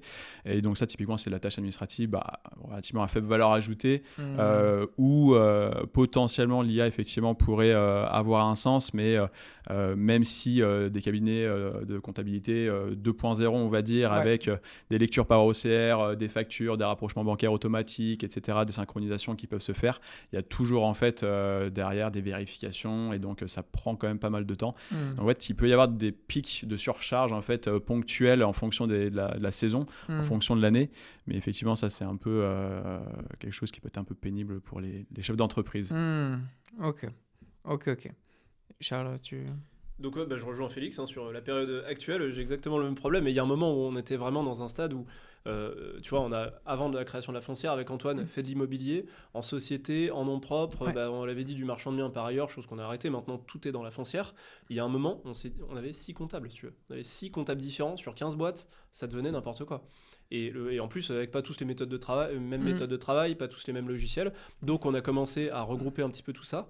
Mais effectivement, tu peux mettre toute l'automatisation du monde et en fait, avoir les rapprochements bancaires, plus envoyer les relevés de compte par mail, plus tout ça. En fait, s'il manque une info, il y a un moment, c'est un humain qui va devoir la demander à un autre humain parce que c'est toi qui avais commandé le truc à Enedis. Et en fait, oui, la facture, tu l'as mis dans le dossier travaux et pas dans le dossier facture. Donc, le comptable, il n'a pas pu la télécharger. Et donc, c'est peut-être ça la limite du truc où c'est de toute façon, même si on avait quelqu'un en administratif au bureau, en fait, si elle n'a pas vu passer cette dépense ou qu'elle ne sait pas que toi tu l'as géré comme ça, tout à fait. Finalement ton intervention est toujours nécessaire. Et donc c'est c'est une des problématiques du chef d'entreprise. Mais par contre, de là à tout envoyer péter, hier à 19h40, quand je répondais au comptable pour lui dire que je lui avais déjà envoyé le relevé de compte qu'il me demandait, c'est pas la tâche la plus cool de la journée. Bien sûr. Mais à la fois, en fait, il faut le faire et c'est le lot du chef d'entreprise. Oui, il faut chercher à déléguer, à automatiser et à utiliser au mieux son temps. Mais pour autant, tu vois, le côté vraiment tout vouloir envoyer balader, franchement, ça m'est jamais arrivé. Peut-être au tout début de mon parcours d'investisseur, des baisses de motivation pour aller chercher des nouveaux biens, où justement il n'y avait pas ce côté, tu vois, que je disais tout à l'heure, où tu as 4 immeubles en même temps, il y en a un qui se fait pas, c'est pas grave. Là, tu vois, t'en as un qui se fait pas, finalement, est-ce que, l'IMO, puis t'as le travail qui tu sais, j'étais salarié avant en parallèle, donc du coup, il y a le travail qui reprend, puis la vie perso, et du coup, t'as un peu moins de motivation pour aller visiter des nouvelles choses, et t'as des offres qui passent pas, et là, ta motivation peut s'essouffler. C'est peut-être ça qui se rapproche le plus de ce que tu dis, que j'ai pu vivre, mais vraiment à mes tout débuts. Et par contre, maintenant, en fait, tout ce qui vient, en fait, on l'accepte, il faut le faire. Et c'est aussi l'intérêt d'être plusieurs, c'est de pouvoir se répartir les choses. Si t'en as un qui est vraiment dans le rouge, il peut dire, les gars, est-ce que vous pouvez prendre le relais, là je peux pas. Et on va jamais se dire non, tu vois. On n'est pas du tout, tu sais, des fois, moi j'ai vu ça avant, je bossais chez Vinci, donc tu vois, grand groupe, machin, et t'as des gens qui des fois tirent vraiment la couverture à eux et vont te mettre un stop, non, ça c'est pas à moi de faire, débrouille-toi. Nous on est associés, on est là pour faire avancer la boîte dans un but commun, et on sait très bien que s'il y en a un qui est en train de te gérer 4 opérations de marchand et ramener je ne sais combien de marge, et qui a moins de temps pour faire l'administratif, on va le faire, parce qu'en fait, on bosse tous pour la même chose. Ouais, intéressant, vous êtes des solopreneurs qui vous réunissez, si je peux imaginer, mais c'est l'intérêt personnel et qui va entraîner le groupe, vous mettez, vous vous dévouez à l'équipe, c'est super intéressant comme approche. Et là, on va entrer dans mon domaine d'expertise, l'intelligence artificielle. Donc Charles a le petit sourire. Est-ce que Charles, tu utilises l'intelligence artificielle dans ce que tu fais? Tu vas aller chercher des biens, parfois tu parles de rénovation, de choses comme ça. Est-ce que tu utilises l'IA et si oui, à quoi? Alors pour chercher des biens, non. Je pense qu'il y aurait possibilité d'optimiser certains process où en fait, tu as du coup le on-market, on va l'appeler comme ça, le Bon Coin, Se Loger, Bien Ici, les sites d'annonces. Tu as aussi des endroits où tu peux voir les historiques des transactions, comme Papers Immobilier, où c'est assez puissant, ça recoupe avec plein de choses, avec les propriétaires, quand c'est des sociétés, avec les DPE, ou si tu as envie de creuser, tu peux vraiment, si tu es malin, tu peux retrouver beaucoup d'informations avec ça. Par contre, c'est un travail de fourmi. Donc du coup, le fait de pouvoir l'automatiser, ça pourrait être intéressant. Il y a des boîtes qui l'ont déjà fait, mais qui te vendent des licences très chères. Donc du coup, le SaaS, il coûte très cher, quoi. C'est pas 20 € par mois. Et pour un résultat qui reste quand même incertain, parce que tu envoies des centaines de bouteilles à la mer et parfois il y en a qui reviennent, mais quand il y en a une qui revienne, ça te paye sur l'année, donc ça reste intéressant. Mais ça, pour l'instant, on n'a pas encore cherché à l'automatiser. Tu peux faire des deep research, des recherches approfondies sur des modèles de langage artificiel et peut-être utiliser Perplexity. Je te donne une petite... ce que j'allais dire sur des formats un peu de scrapping où justement Perplexity va aller multisourcer différentes... En fait, sur le sourcing, Perplexity est plutôt très très bon là-dessus, justement sur du deep search où il peut aller chercher quand même des datas. Après, pour moi, enfin vraiment, ça a quand même ses limites parce qu'en fait, tu as Exactement. différents formats sur le sourcing de biens. Soit effectivement, tu as des outils type Jinka, etc., qui sont tout simplement, ou genre Castorus, qui sont des agrégateurs en fait multi-sites qui permettent en fait sur une même plateforme d'avoir tout le sourcing en fait, mais c'est quand même à toi de faire le job. Mais après, effectivement, sur des outils un peu plus de scrapping ou de deep search, je pense que c'est là où il faudrait aller réellement en termes d'outils pour aller vraiment cibler et lui demander d'aller chercher la data dans une banque de sources en fait. Ouais. Mais je pense que ça a quand même ses limites. Bien sûr. Perplexity, je pense Bien que... sûr. Parce que tu vois, par exemple, Papersimo, c'est une interface sous forme de carte, et en fait, tu zoomes sur la carte jusqu'à être, imaginons dans le quartier ici, et en fait, tu as des filtres sur qu'est-ce qui est en copro, où est-ce qu'il y a des ventes qui sont passées récemment. Et par exemple, nous, on cherche des immeubles de rapport, donc un cas d'usage, ça pourrait être de dire à je ne sais quel agent ou IA, prends ça, tu me prends cette ville, tu m'enlèves toutes les copros, tu m'enlèves tout ce qui a été vendu à moins de 5 ans, tu m'enlèves ça, tu vois, tu filtres, et du coup, il ne reste qu'une partie des choses qui sont des monopropriétés. Une monopropriété, ça peut être un immeuble de rapport, mais c'est aussi souvent une maison individuelle. Oui. Donc du coup, il faudrait que l'IA, tu puisses lui dire, maintenant tu vas te balader dans Street View, et tu vas comprendre si c'est une maison ou un immeuble, et tu vas m'enlever toutes les maisons, et tu me laisses que les immeubles, et en plus, du coup, maintenant que tu as les immeubles, tu vas te débrouiller pour me trouver le nom des propriétaires, pour que je puisse rentrer en contact avec eux, et puis même trouve-moi leur numéro de téléphone et leur adresse, mais tu vois, le nombre d'étapes, je sais pas si vous qui êtes plus connaisseur que moi, je suis... Voilà. La complexité là est énorme et il faudrait limite créer une automatisation, on en parlait, c'est-à-dire avoir plusieurs étapes pour en arriver à ton bout. Et donc aujourd'hui, les agents IA, pour répondre à ta question, Charles Arthur, ne seraient pas assez développés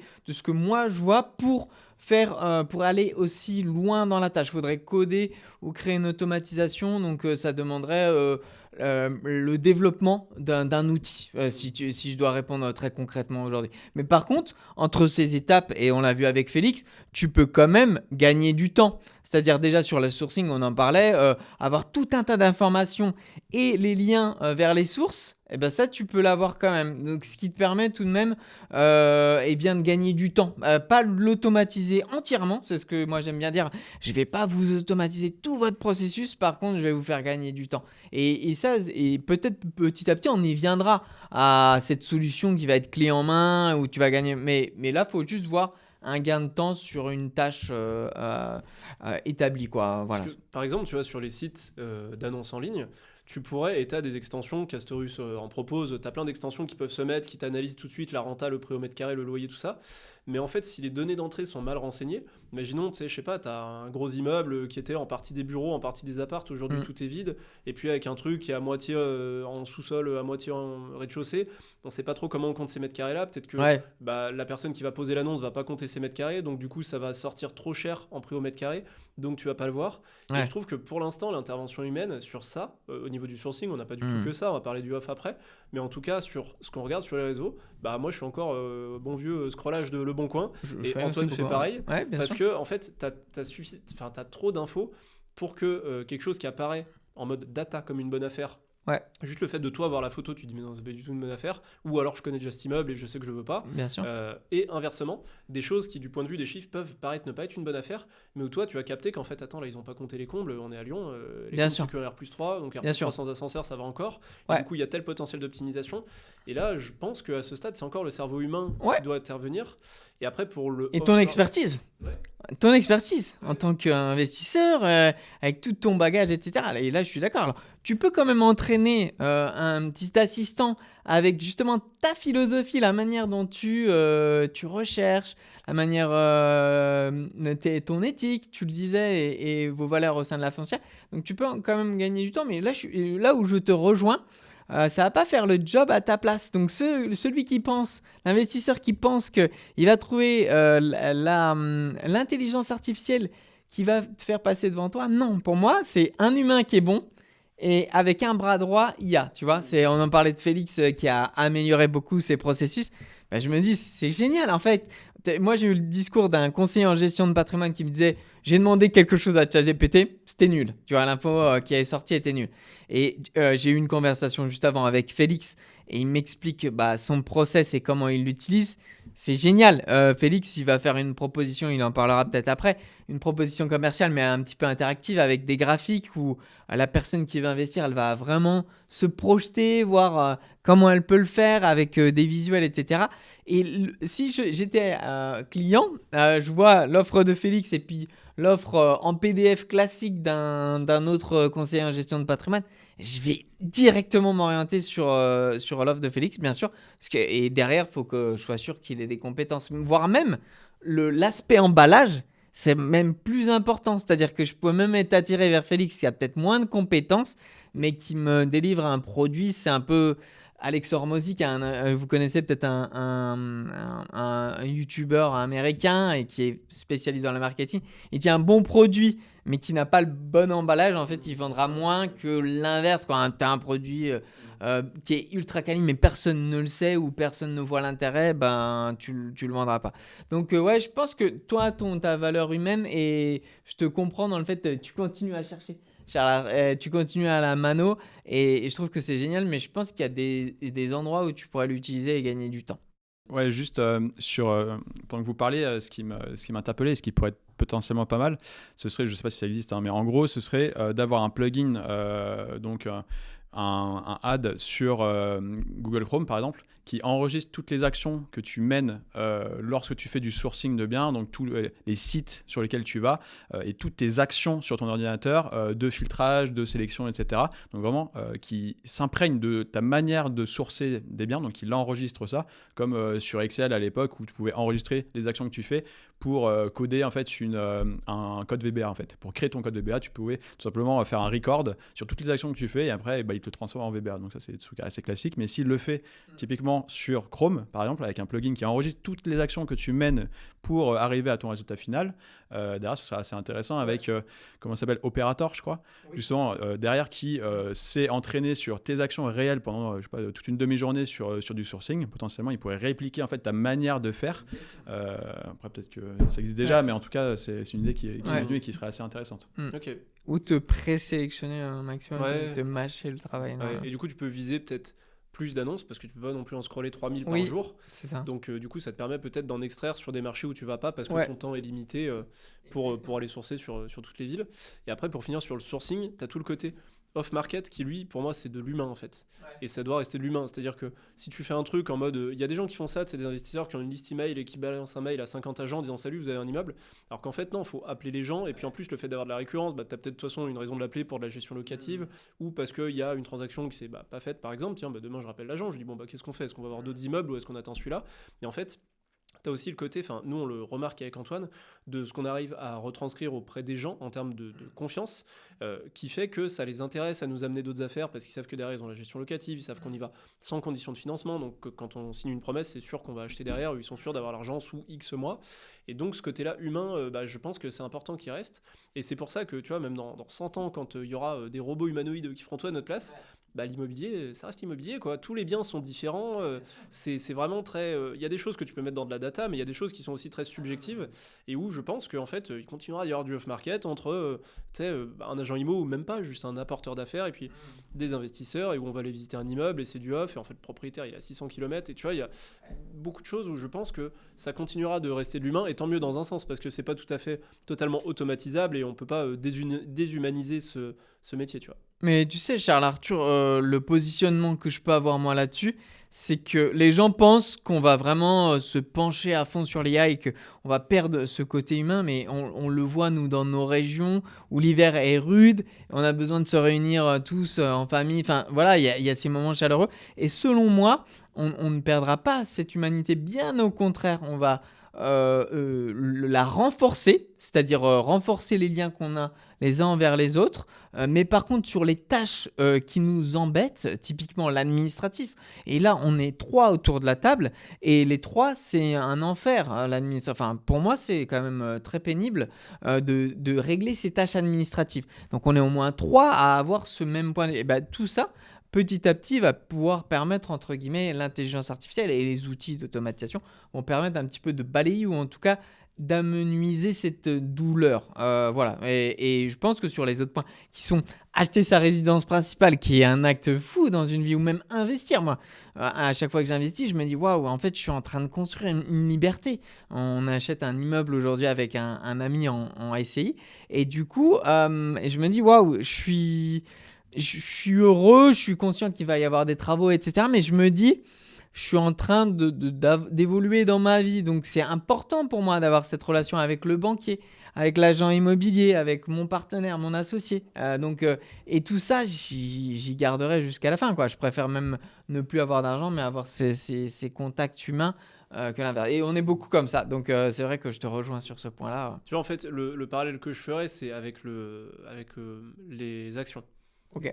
C'est-à-dire qu'il y a 100 ans, tu avais des mecs qui allaient, c'est à la Corbeille, je crois, à la Bourse de Paris, crier sur ce qu'ils voulaient comme prix pour acheter des actions.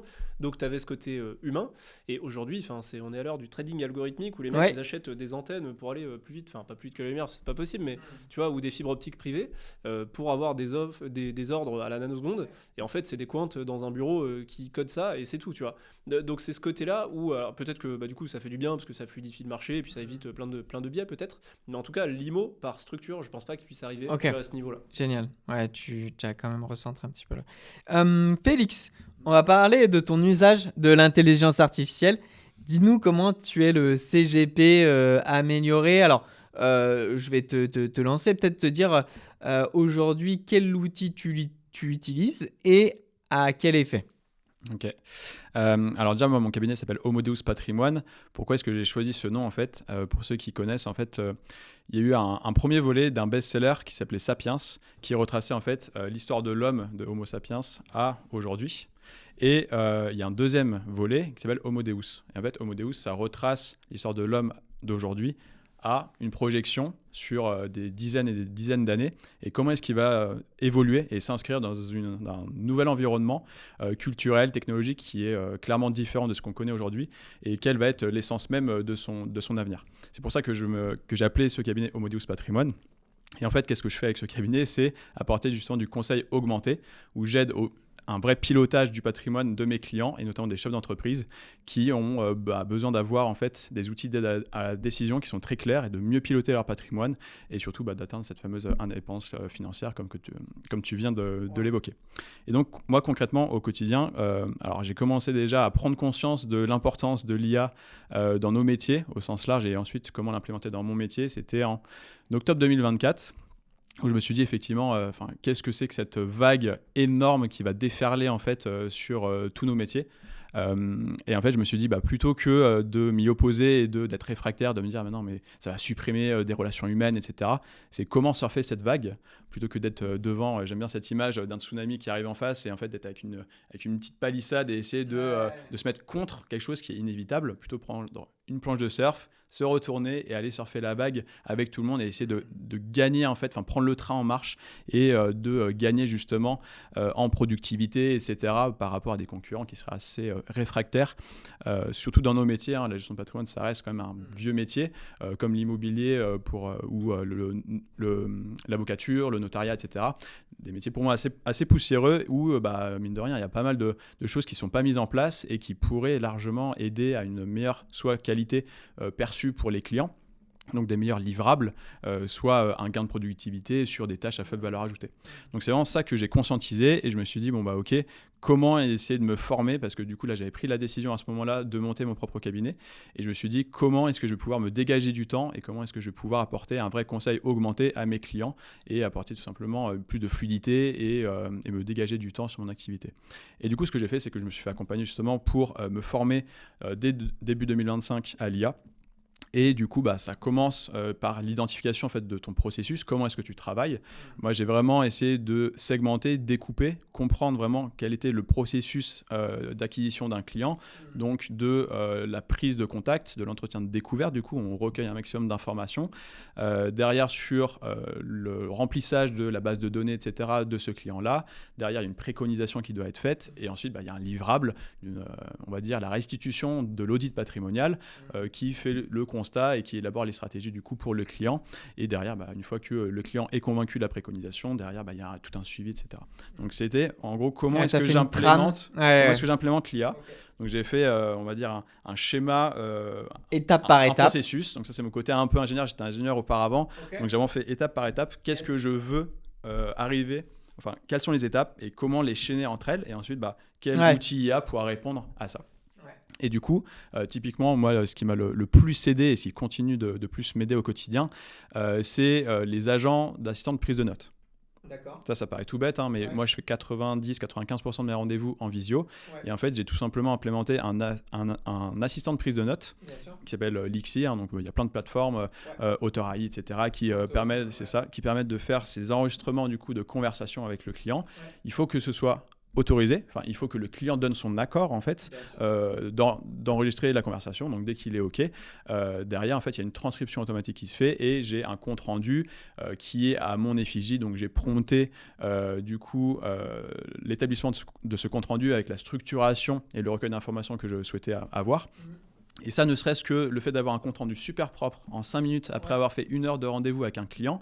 Moi, le gain, en fait, ça a été déjà d'arrêter de prendre des notes sur un carnet. Quand j'ai commencé à la gestion de patrimoine, j'avais 5-6 carnets remplis de notes où je grattais. En fait, en plus, moi, j'écris super mal. Et c'est un enfer parce que tu es face à un client et en fait, tu essaies de capter les infos, tu essaies de tisser du lien parce que c'est quand même le but, c'est de l'humain, justement. Donc, c'est compliqué. Enfin, en plus, je suis un homme, donc c'est compliqué de faire 2 choses à la fois.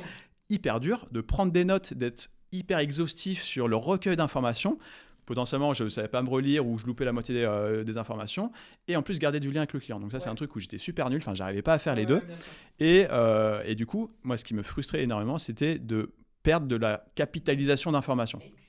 Et moi, j'adore capitaliser sur tout ce que je fais, tout ce que j'apprends, toutes les données. C'est hyper important de capitaliser sur la donnée. Et donc, je voulais avoir une exhaustivité du recueil d'informations pour être sûr de rien louper. Et du coup, ça a été pour moi le métronome, enfin la chose que j'ai implémentée qui m'a fait gagner le plus de temps. Parce que déjà, je ne sais même pas comment ce serait possible de faire un rendez-vous avec un client et d'être hyper exhaustif. Et je passerais une demi-heure, 1 heure à rédiger un compte rendu pour l'envoyer. Tout à fait. Même structuré. Impossible. Tu vois, Félix, structuré, comment bien mettre en place. Donc pour moi, l'avantage, c'est tout de suite à la fin du rendez-vous, dans les 5 minutes qui suivent, toujours, je relis le compte-rendu, vérifier s'il n'y a pas d'anomalie, d'incohérence et des choses comme ça. Donc, je vérifie, ça me prend 3 minutes. Et derrière, je peux l'envoyer au client. Donc, ça lui fait une trace de ce qui a été dit. Et moi, surtout, ça m'aide pour le prochain rendez-vous. Je relis toujours ce compte-rendu avant le prochain rendez-vous. Et du coup, je suis beaucoup plus pertinent. Et je sais ce qui a été dit. Et j'ai une meilleure capitalisation de la data sur mes clients. Donc, un meilleur conseil, etc. Ça a été vraiment le premier truc que j'ai implémenté pour vraiment avoir une exhaustivité de l'information. Et derrière, surtout, me concentrer pendant le rendez-vous. Je suis focus avec le client. J'arrête de gratter et je me concentre sur ce qu'il me dit et sur justement les choses non quantifiables. Vu que je sais que la data va être correctement retranscrite de manière hyper précise, je m'intéresse plutôt à l'humain derrière et à quel est son souhait derrière. Parce que des fois, il y a des chiffres et derrière, un chiffre, on ne sait pas forcément ce qu'il y a derrière. Mais des fois, il y a de l'affect. Typiquement, sur un bien immobilier, on peut percevoir que là, il y a un point dur où il se rend compte que en fait, il a une pénibilité sur la gestion locative, justement, et quelque chose qui n'est pas forcément Voilà. Et donc là, ça me permet de pouvoir me concentrer sur ce qu'il est en train de me dire et de creuser pour essayer de détecter vraiment son point dur et sur quoi je peux l'aider, en fait. Ouais, c'est ça. Donc, quelle est ta valeur humainement, qu'est-ce que tu lui apportes? C'est ça. Et donc, d'être meilleur humainement parce que je me suis déchargé de cette tâche hyper ingrate de gratter sur un bout de papier.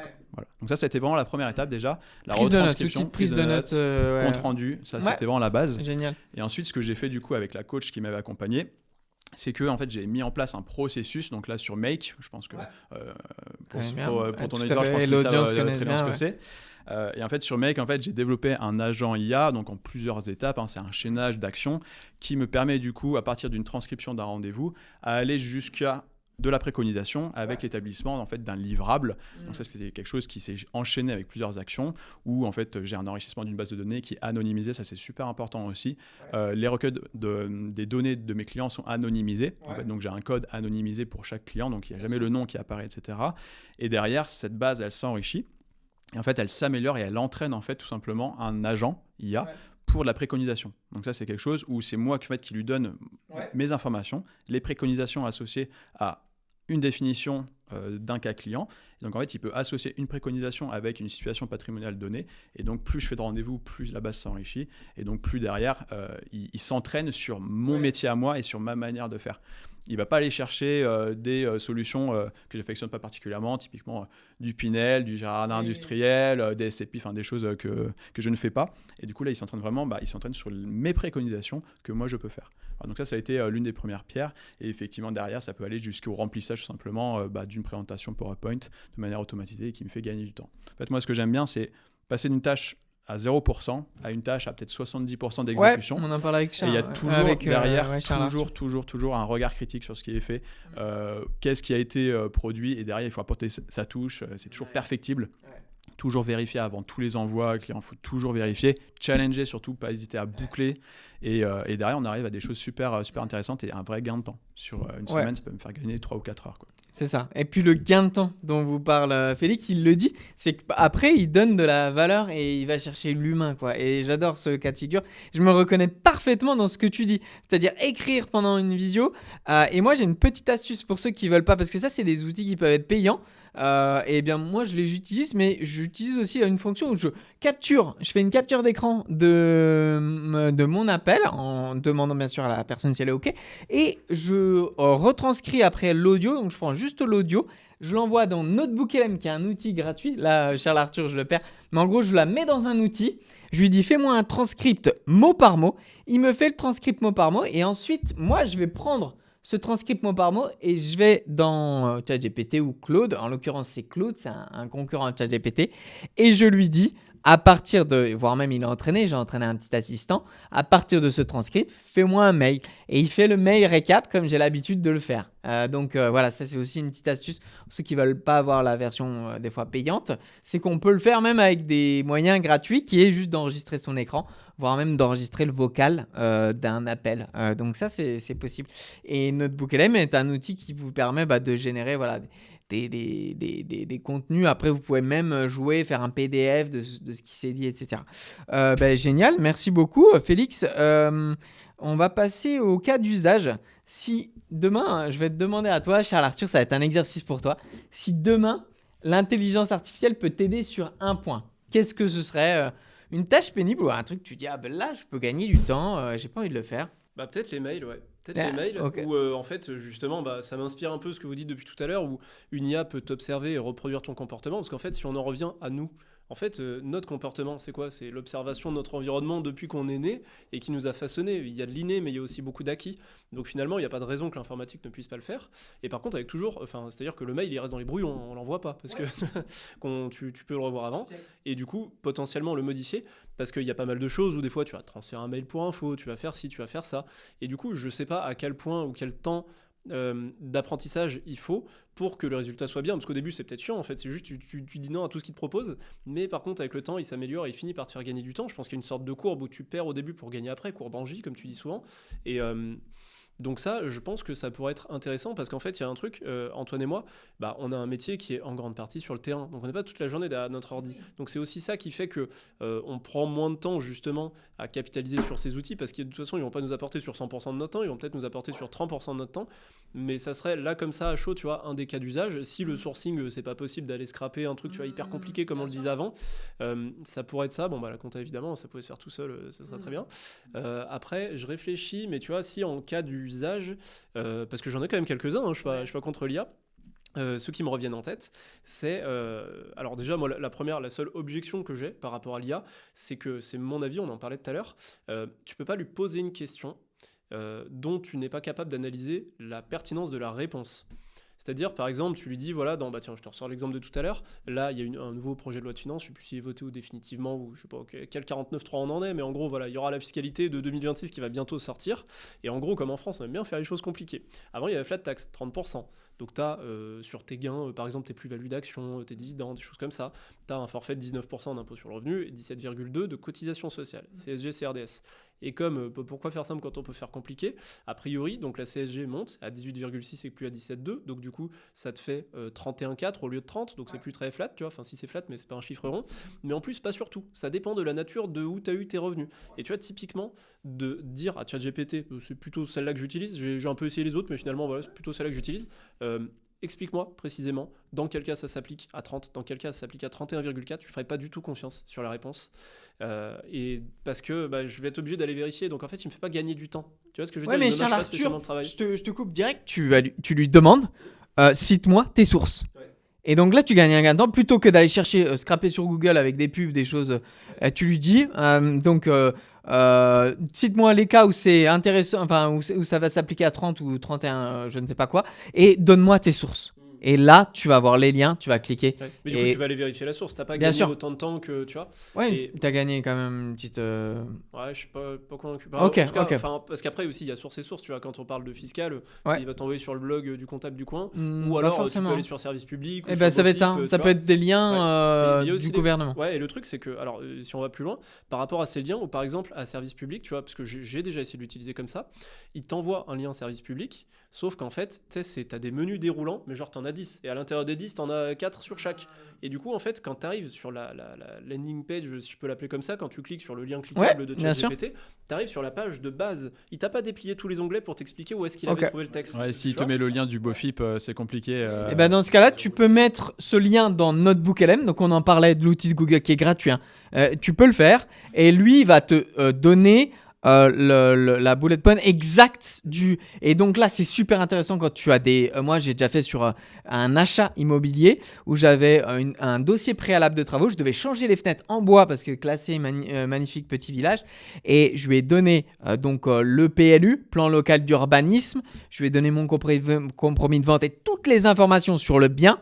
Et j'ai pu créer mon petit permis de construire, si je puis dire, pour changer mes fenêtres directement avec Notebook LM. Il m'a aidé et à chaque fois, donc tu appuies sur le petit lien, je pourrais te montrer juste après, tu as vraiment la bullet point qui vient te mettre dans le document exact. Ouais. Parce que ça, typiquement, sur les PLU, effectivement, parce que le PLU, c'est un truc, ça fait 800 pages. Hein, donc, faut déjà savoir Horrible. se chercher dedans. Hein, Ouais. faut apprendre. Et effectivement, je l'ai déjà utilisé. Encore une fois, sans lui faire confiance, mais pour, tu vois, tracer un peu le chemin et me dire où est-ce qu'il faut que j'aille chercher, où est-ce que tu as trouvé ça, puis tu trouves que c'est pas exactement la bonne zone, donc ça, tu mets de côté. Mais en tout cas, là-dessus, je trouve que ça fait gagner du temps. Par contre, sur les PLU, ça, je suis complètement d'accord. Et après, il y a aussi un truc, c'est que en termes de chiffres, alors ça dépend sûrement des versions, mais en fait, c'est pas une calculette qu'il y a derrière. Il prédit le mot le plus probable suivant. En gros, c'est comme ça. Et du coup, il va parfois avoir juste, souvent avoir juste, mais pas tout le temps. Et en fait, je trouve qu'il y a plein de gens, et dans notre entourage, où des fois on me transfère des screens de ChatGPT, il a calculé ta fiscalité, il a dit n'importe quoi. Mais en fait, si tu la vérifies pas, que tu prends ça pour argent comptant, bah en fait, tu penses que tout ce qu'il dit est vrai parce qu'il est extrêmement convaincant et sûr de lui. Ça par contre, c'est bien, il te répond jamais, je ne sais pas. Donc tu auras une réponse, c'est sûr. Mais voilà, je trouve que sur ce côté chiffre, où j'aime bien moi aussi faire des simulations, tu vois, typiquement de photovoltaïque, par exemple, si tu fais du photovoltaïque avec du stockage de batterie, tu lui donnes combien coûtent tes panneaux, la puissance, l'orientation, où est-ce que tu es en France, du coup, par rapport à l'ensoleillement, aux saisons, combien tu as de batterie, et trouve-moi l'optimum en termes de solaire, de batterie, pour avoir le meilleur optimum financier. Il va te faire un tableau super compliqué. Alors moi, j'ai pas d'abonnement, mais au début, je crois qu'il donne le 5.1, 5.2 un petit peu tous les jours, et puis après, il te repasse sur la 4. Donc là, tu as une version analyse un petit peu plus poussée, mais où je le prends pas non plus pour argent comptant. C'est un output qui prendrait beaucoup de temps à créer et qui te donne une direction, mais qui, je pense, n'est toujours pas parfait. J'ai pu le voir, tu vois, sur des calculs d'intérêt composé, par exemple, où il sait pas bien les calculer. Et en plus, comme ces réponses sont uniques, si moi je te dis ça, mais que là tu vas essayer, ça se trouve, toi, il va te faire la bonne réponse, tu vois. Donc il faudrait presque enregistrer à chaque fois pour pouvoir checker. Mais en tout cas, voilà, c'est... Après, par contre, un cas d'usage où je le trouve génial, c'est pour brainstormer. C'est que justement, je lui disais avant, il aura toujours un truc à te répondre. C'est pas quelqu'un qui dit, je sais pas. Non, il peut pas te dire ça. Il va toujours dire un truc. Après, ce sera peut-être pas parfait. Mais tu vois, ça m'est arrivé de lui dire, tiens, j'ai cette situation, j'ai cet immeuble, comment est-ce qu'on peut l'optimiser? Et tiens, un exemple, c'était une idée que moi, j'aurais pas eue, sur de la rénovation énergétique, d'aller émettre des crédits carbone. C'est-à-dire que finalement, tu fais la rénovation énergétique, donc ton bâtiment va émettre moins de CO2, donc tu peux être crédité de crédit carbone et donc ensuite les vendre sur le marché du crédit carbone. Et du coup, moi, j'ai jamais eu cette idée, donc j'ai creusé, j'ai appelé la boîte Carbone 4 de Jean-Marc Jancovici pour dire, voilà, est-ce que vous pouvez nous accompagner là-dedans? Et bon, au début, il me dit, je pense ils m'ont dit, c'est pas Jancovici, il me dit, c'est donc quelqu'un de chez eux qui me dit, on va regarder, c'est possible, tout ça, et finalement, en pratique, c'est pas possible, ça n'existe pas, tu peux pas émettre des crédit carbone comme ça, mais tu vois, c'est une idée qui n'aurait pas émergé et qui a émergé, et si c'était possible, finalement, ça aurait été un petit optimisateur de plus à tous nos chantiers de rénovation énergétique, comme le solaire, c'est cerise sur le gâteau, on n'aurait pas fait des projets juste par rapport à ça, mais par contre, on se serait dit, par exemple, on est en train d'acheter un immeuble qui a un chauffage collectif avec une chaudière gaz, ok, et qu'on pourrait peut-être, si ça avait été le cas, changer par une pompe à chaleur RO, peut-être gratuitement, parce que ta pompe à chaleur RO, elle est électrique, elle n'est pas au gaz, et par contre, le produit, c'est le même circuit d'eau qui est chauffé, hein, et du coup, peut-être que c'est les crédits carbone qui auraient pu finalement financer ça. Tu vois. Donc ça par contre c'est très intéressant. Et un truc que j'avais essayé aussi pour brainstormer, c'était lui dire tu vas prendre les chaînes YouTube de telle personne, et du coup tu vas t'imprégner de leur manière de réfléchir, et ensuite on va discuter d'un sujet, de comment nous on peut optimiser la foncière, comment on peut aller plus vite, différemment, moins risqué. Et ça marche plutôt bien, tu vois, je reconnaissais plutôt les traits des personnalités des gens que je lui avais demandé dont il fallait qu'ils s'inspirent. Et je lui ai demandé aussi de prendre un contradicteur. Tu vois, un mec d'extrême gauche qui aime pas du tout le capitalisme et tout, qui dit ouais, les locataires, on fait de l'argent sur le dos des locataires et tout. Et après, je les faisais discuter. Je lui disais fais-les converger vers une solution. Et ça, c'est assez rigolo. Génial. C'est rigolo à faire. Ah, c'est beau, belle expérience, Charles Arthur. Et tu as déjà utilisé Notebook LM ou... Ok, et ben parce que Notebook LM, donc outil de Google, ce qui veut dire que en lien avec YouTube, et tu peux aller mettre jusqu'à 50 vidéos. Et donc j'ai fait une vidéo sur la chaîne où je réplique à Alex Hormozy, ce fameux YouTuber. Il a fait, je crois, 100 millions. Il a fait un live de 8 heures. Enfin bref, c'est une machine en termes de marketing.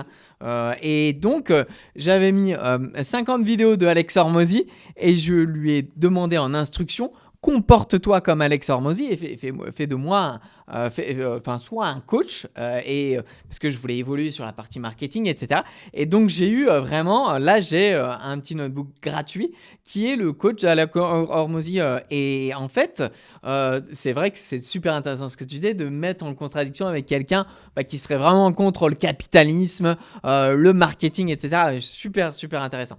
Mais ouais, ok, donc sur la partie et sur les chiffres, pardon, je voulais revenir à ça, Charles Arthur. Claude aujourd'hui est très fort parce que Claude il a une partie code, et en fait on le voit, tous ces modèles sont en train d'être entraînés avec la partie chiffres, donc ils sont de plus en plus safe là-dessus.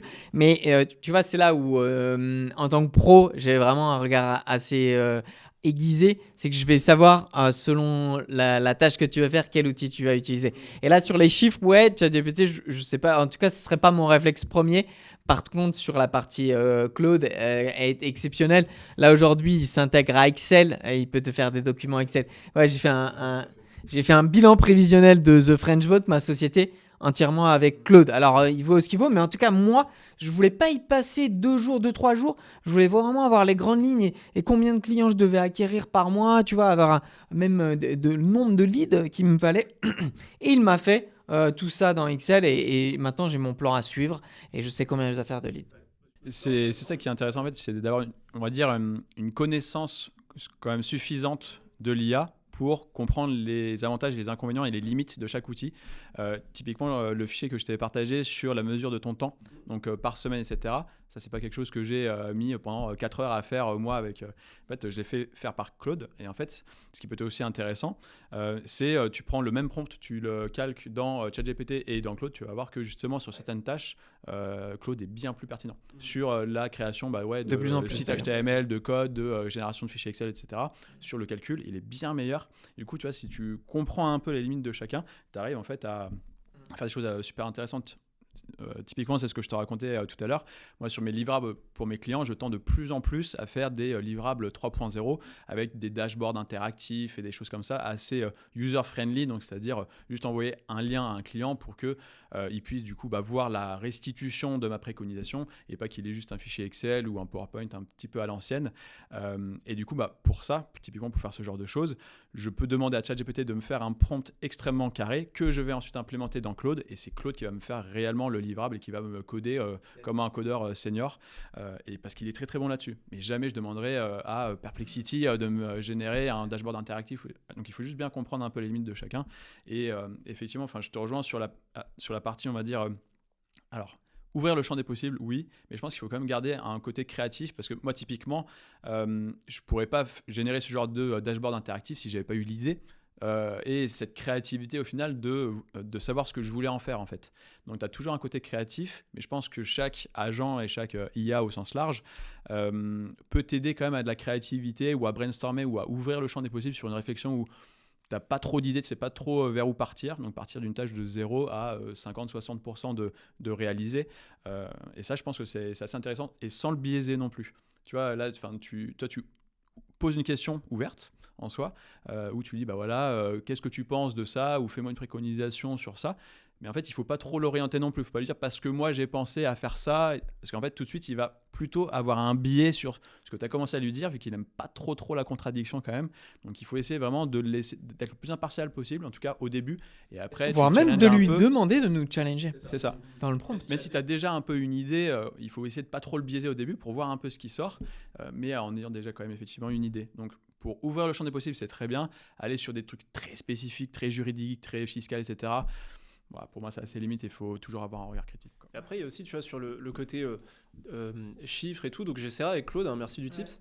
Et c'est aussi, je remarque, en fait, nous, on a certes un métier qui est terrain, d'exploitant, de faire des bonnes affaires. Mais après, donc ça, c'est la base du métier. Mais la juste deuxième étape, juste après, c'est de bien financer un immeuble. Et du coup, tu as besoin de comprendre comment ça fonctionne, l'effet de levier bancaire, comment... Oui, tu as le rendement de ton immeuble, mais il y a aussi le rendement sur tes fonds propres, le rendement par rapport au capital que tu as mis. Pour comparer finalement deux opérations, tu en as une qui est peut-être plus rentable qu'une autre. Mais en fait, celle qui a un point de rendement en plus, peut-être qu'il y a beaucoup plus de travaux. Et du coup, celle-ci, la banque va te demander 4 fois plus d'apport. Donc finalement, en termes de rendement sur fonds propres, c'est moins intéressant. Et du coup, de comprendre cette mécanique sous-jacente, et là je l'explique en 2 secondes, mais tu peux mettre une complexité infinie à l'intérieur de ce truc-là, bah en fait, je pense que si on te sort un tableau où tu donnes l'input et t'as l'output, et tu vois pas ce qui se passe entre les deux, bah en fait, tu n'as pas l'essence de la chose. Alors ça dépend ce que tu viens chercher. Imaginons, tu vois, tu vas faire réparer ta voiture chez le garagiste, t'as pas besoin qu'il t'explique toutes les étapes. Juste, elle marchait pas, maintenant elle marche. Mais par contre, c'est toi le garagiste, tu peux pas te dédouaner de comprendre chacune des étapes parce que le jour où il y a un problème, tu sauras pas aller chercher. Ou alors le jour où tu es confronté à une situation, ça va pas te tilter comme ça, tu vois. Et typiquement, bah, je reprends cet exemple d'immeuble avec beaucoup de travaux ou pas beaucoup de travaux. Bah, tout de suite, beaucoup de travaux. Tu vois, par exemple, tout à l'heure, je vois une annonce ressortir, un truc avec beaucoup de travaux. Oui, bah, faut être plus rentable que d'habitude parce que je sais qu'au niveau financement, il va falloir plus d'apports et que pendant le temps de tes travaux, t'as pas la totalité des loyers. Donc, du coup, il faut être plus exigeant que si c'était l'immeuble dont je te parlais de 10 appartements qui est déjà totalement exploité. Et tu vois, si c'est juste rentrer les chiffres, les données d'entrée et avoir la sortie, bah finalement, si tu n'as pas cette analyse intermédiaire et puis la confrontation avec le réel, avec la banque, avec la fiscalité, avec la quantité de fonds qu'il faut lever, quand est-ce que tu l'achètes, les prorata, enfin voilà, il y a beaucoup de choses dans une transaction. Je pense que c'est intéressant justement de s'imprégner de tout ça pour avoir la réflexion et avoir des réflexes et ne pas avoir besoin de t'appuyer dessus. Donc comme tu le dis, c'est quelque chose pour t'augmenter, c'est pas quelque chose pour te remplacer. Bah oui, et d'ailleurs Charles Arthur, aujourd'hui, tu le vois peut-être sur les posts ou sur les gens qui te font des posts IA, en fait ils vont être noyés dans le flux d'informations qui est standardisé. Donc quelqu'un qui fait quelque chose de standardisé, et du coup on en revient à ce que tu disais Félix, si tu fais un contenu où du moins ta demande elle est standard, tu vas avoir une réponse standardisée et tu vas être noyé sous le flux d'informations comme ça qui est standardisé. Donc il y a un réel avantage à être quelqu'un qui connaît, qui a une expertise et qui connaît qui a les aptitudes à requêter l'intelligence artificielle. Typiquement dans ton cas, il faudrait prendre un temps pour lui dire voilà cette opération que je veux faire. Est-ce que tu peux déjà me donner les premières prémices et entamer une conversation avec lui? Ouais, mais alors d'accord, mais il faut que tu prennes en compte que dans cet immeuble, il y a plus de travaux et donc potentiellement on va devoir avoir plus de prêts bancaires et donc ça va entamer la rentabilité. Et peut-être qu'il va te poser la question et en le challengeant, de combien est-ce que tu penses que la rentabilité va être entamée, etc. Et en fait, il va falloir entamer un dialogue et plus tu vas lui donner de contexte, plus l'information ça va être vraiment impressionnant. Moi, c'est des cas d'usage où j'utilise beaucoup le vocal, tu vois, Charles Arthur. Donc, j'écris pas, donc je gagne du temps là-dessus. Et je parle, j'explique, tu vois, le bilan prévisionnel, t'imagines bien que c'est pas fait en 2 minutes. Par contre, j'ai fait un long prompt, je pense que j'ai parlé pendant 10 minutes et j'ai laissé ensuite ce prompt et à chaque fois j'ai rectifié parce que le livrable qu'il m'a donné n'était pas chouette et du coup j'ai repris et je lui dis non mais ça tu as pas pris en compte ou ça moi je m'en fiche, tu peux l'enlever, j'en ai pas besoin, tu l'as mis mais ça m'intéresse pas. Et donc en fait il y a tout un travail d'itération et de travail. Pour les mails, si on en parlait, tu me disais en combien de temps ça peut être fait? Eh bien à partir du moment déjà où tu lui donnes des mails que toi tu fais, donc ton, la manière dont tu réponds, tu lui donnes une dizaine de mails que tu as déjà fait, et bien déjà là, tu vas avoir des rendus qui sont vraiment très chouettes, tu vois. Donc, je pense très rapidement que tu peux avoir une personnalité, un ton que tu lui donnes et qu'il va suivre. Et pour ça serait quoi comme outil? Tu peux prendre ChatGPT, ok, que tu as, et tu fais un GPT. tu fais un petit assistant. C'est ce que je t'ai expliqué dans la voiture. Voilà. Et c'est Donc, quoi, c'est un plugin genre dans Outlook? non, c'est tu vas sur ton chat GPT et tu as juste un petit module sur le côté, tu as tes assistants. Moi, j'ai un assistant immobilier qui connaît bien un secteur où j'aime bien investir. Je lui ai donné tout un tas d'informations et quand je lui rentre un bien avec des infos, il va me dire combien je vais pouvoir louer. Voilà. Et donc, pareil pour les mails. Alors, j'ai une automatisation maintenant, mais avant, j'avais ce petit. Je lui ai donné 10 mails. Donc, c'est comme. C'est une petite bannière sur le côté. Et tu appuies, c'est mon assistant mail. OK. Et je clique dessus. Je fais une capture écran de mon mail. Je lui envoie et il me fait une réponse. Ouais, donc c'est à toi de faire la capture d'écran, l'envoyer, Ouais. recopier, recoller. Maintenant, je l'automatise. Parce Ça, que... tu pourrais pas l'avoir directement dans ton Gmail, dans ton Outlook. Bah dans si, ton- là, c'est je possible. l'automatise. Ouais. Mais ça veut dire que c'est une automatisation. Ça veut dire Avec que Gemini peut-être? Non, tu pourrais pas avoir une sorte de plugin Gemini qui permette de...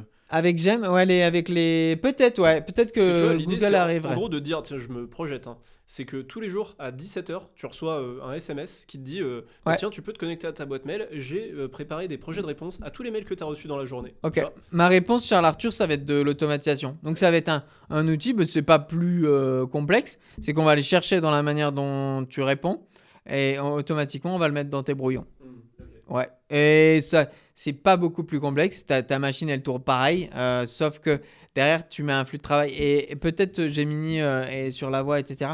Ce sera peut-être pas optimal que la version un petit peu de dev qu'on Ouais, va ok. te faire. Et après, du coup, deux autres trucs en cas d'usage. Il y en a un qui a pas fonctionné, du coup, que je veux raconter. Ouais. Il y en a un qui était très intéressant. Il y en a un, c'était, on était en visio avec un agent IMO, on se questionnait sur le fait qu'une taxe foncière soit refacturée à un locataire. Et il me dit, attends, bouge pas, j'ai tout donné à ChatGPT, tous les biens que vous m'avez donnés en Ouais. mandat, je vais lui demander, il va me dire. Donc, ok, bon, bah, pendant qu'il y va, moi, je vais chercher mon bail. Et puis, il me dit, non, vous n'avez pas le droit de le refacturer. Et puis, moi, je dis, bah, en fait, dans le bail, c'est marqué que si. Mais pourtant, en fait, comme il a donné le truc et qu'il l'a pris comme argent comptant, mais pour lui, c'était sûr. Et c'est en ça où, tu vois, c'est une information qui est relativement binaire quand même. Mhm. Mais à la fois, qu'est-ce qu'il va chercher, dans quel paragraphe? Est-ce qu'on parle juste de taxe foncière, de charge de copro? Tu vois, tu as plusieurs mots qui font que peut-être qu'il va s'embrouiller Ouais. et te faire une réponse qui est là pour le coup, c'est binaire. Est-ce que c'est oui, est-ce que c'est non? La vraie réponse, c'est oui. Et le bail, il fait 10 pages, hein, c'est pas un truc, c'est pas le PLU là pour le coup. Et sur des choses assez basiques, qui sont pas des chiffres, et bah finalement, il arrive à te faire la mauvaise réponse. Donc c'est en ça où, tu vois, Ok. je vais doucement avec ça. Et par contre, un autre cas d'usage qui est pour coup complètement dans le physique, c'est que je voyais en fait dans un bâtiment, si tu veux, c'est au sous-sol, tu as des murs en aglo, donc en parpaing, ok, et au-dessus une sorte de long green, donc une semelle filante en béton, mais qui est entre le rez-de-chaussée et le R+1, et dedans des sortes de petits morceaux de bois qui étaient intégrés. Et en fait, si tu veux, il y avait une entrée d'eau, parce que bah, tu es entre le sous-sol et le R+1, donc bah, c'est là où il pleut, et du coup, tu peux avoir de l'eau qui passe par là. Et ce petit bout de bois, je me demandais s'il pouvait se détériorer avec le temps, enfin, s'il allait se détériorer avec le temps, ce qui est forcément le cas, c'était de l'eau qui passe par là, mais est-ce que c'était grave? À quoi il servait? J'arrivais pas trop à comprendre à quoi il servait, parce qu'en fait, bah, la structure, c'est du béton, tu vois, t'as pas besoin de ce petit bout de bois dedans. Et du coup, photo, ouais.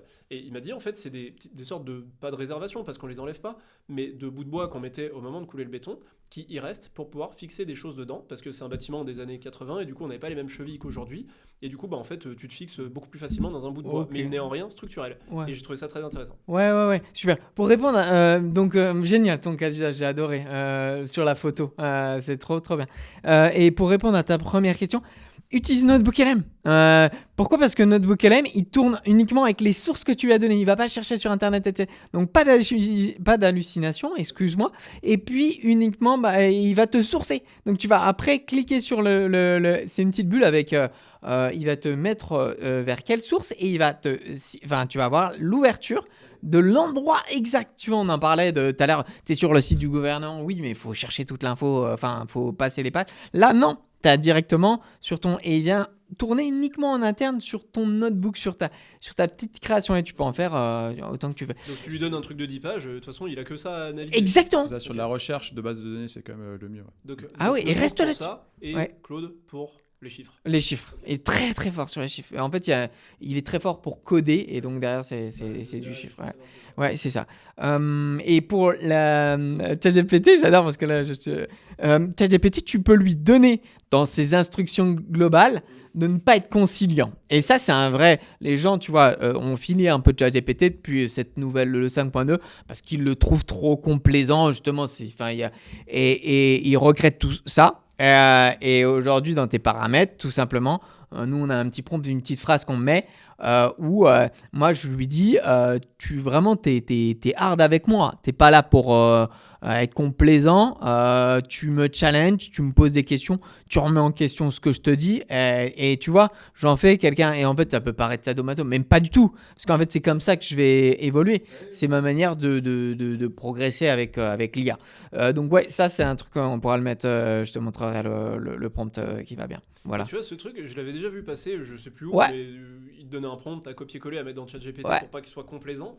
Mais du coup, il va à l'extrême opposé, c'est qu'il commence toutes ses phrases par dire bon, alors je vais y aller sans détour et puis Ok, sans faire de, tu vois, sans Ouais, faire ça de dépend fioriture. le prompt. C'est chiant en fait, juste donne-moi ma réponse, commence pas Ouais. par ça à chaque fois. Ouais. Alors, j'imagine que ça, on peut le recorriger. Tu le remodules. Ouais. Voilà. Mais du coup, j'ai l'impression qu'à chaque fois que tu bouges quelque chose, ça t'instaure un petit peu un biais. Ouais. Et je me dis, tu vois, quel est l'optimal? Et est-ce que l'optimal, c'est pas justement qu'il ait plusieurs personnalités qui te donnent plusieurs avis pour reproduire le cerveau collectif? Ouais, d'accord. Ouais, je vois ce que tu veux dire. Tu vois, Attends. comme je te disais, avec des Bah, chaînes peut-être tu YouTube, peux utiliser plusieurs outils dans ce cas-là. Tu en fais un chat GPT un peu hard pour toi, pour ton débrief, et un truc qui vient te mettre un coup de pied aux fesses, et puis tu as un autre pour Claude pour la rédaction de texte. Il est très fort aussi là-dessus, Claude. Pour pas faire du texte un peu robotique et standardisé, il a une vraie patte là-dessus. Et si j'ai une question, la dictée vocale, ça Ouais. marche hyper bien sur ChatGPT. Ouais. Pourquoi Siri, il comprend rien quand il parle? Bah parce que, alors Il tourne Siri, vocal, hein, mais pourquoi c'est trop compliqué intéressant. de- Et là, tu vois, il y a une nouvelle qui est tombée, peut-être tu as vu Félix. Apple met derrière Siri, Google. Ouais, tu as vu ça. Donc en fait, Parce qu'à un moment, ça devait être ChatGPT au début. Hein. Ouais, c'est ça. Mais il Et- fallait donner son accord. De toute façon, Apple Ouais. Intelligence, nous, on l'a pas vraiment en France. Oui. Mais je me dis, putain, ça existe, ça marche parfaitement. Vraiment, tu bredouilles un truc, il comprend tout. Ouais. Et même si c'est pas des mots du vocabulaire courant, c'est très rare d'avoir Ouais. à reprendre. Alors que Siri, putain, tu lui dis un truc. Ouais. Tu sais, tu lui dis, rappelle-moi demain que à 19h, j'ai ça à faire. Alors entre demain Ouais. et 19h, il va plus rien comprendre. Mais c'est un aveu de c'est un aveu de faiblesse de la part de Apple d'avoir parce qu'en fait ils sont concurrents très clairement avec Google et donc d'accepter que Google vienne derrière Siri. Et en fait c'est le point que l'IA ils n'ont pas réussi à être dans la boucle. Voilà, c'est ça. Hein. Et pourquoi ils ne sont pas dans la boucle, je sais pas. C'est aussi beaucoup une histoire de talent, tu vois, Charles Arthur derrière. C'est qui est derrière là. Il y a des millions, etc. Mais tu as aussi l'humain derrière ChatGPT. Quand je dis l'humain, c'est les talents qui sont dans la boîte, tu vois. C'est pour ça que Google, quand tu travailles chez Google, dans la Silicon Valley, tu as une cantine, tu as un espace bien-être, etc. Parce qu'ils veulent prendre les talents, parce que pour eux c'est super important d'avoir cette matière grise en fait, cette âme qui est visionnaire et on le voit avec Mark Zuckerberg qui a Ouais, c'est ce que je veux dire, c'est peut-être pas tant avec la cantine qui les attire, les talents, c'est peut-être à coup de centaines de millions de oui aussi, mais tu vois de il y a salaires par an. il y a ce c'est peut-être côté ça qui les humain, attire. tu vois, on en parle avec Charles Arthur Ouais, et il fait bien au travail. ouais c'est ça. Du coup, tiens, est-ce que pour aller plus loin, tu parles de Meta, ça me fait penser du coup à Yann Lequin, du coup, qui était le responsable IA, si je dis pas de bêtises, hein, Ouais. chez Meta, qui est un Français, qui du coup va créer son intelligence artificielle, et où lui, il est parti du principe qu'en fait, aujourd'hui, les IA, on les nourrit avec de la data, Ouais. alors qu'en fait, nous, et on le disait tout à l'heure, on est la résultante de une partie d'inné, mais d'une grande partie d'acquis. Et l'acquis, on l'a pas eu qu'en lisant des bouquins, on l'a eu en ouvrant les yeux, en touchant notre Oui, entourage, oui, voilà, oui. avec nos 5 sens, quoi. Il y en a 5, c'est ça, je dis pas de conneries. Ouais, Et c'est ça. oui, parce qu'on dit sixième sens.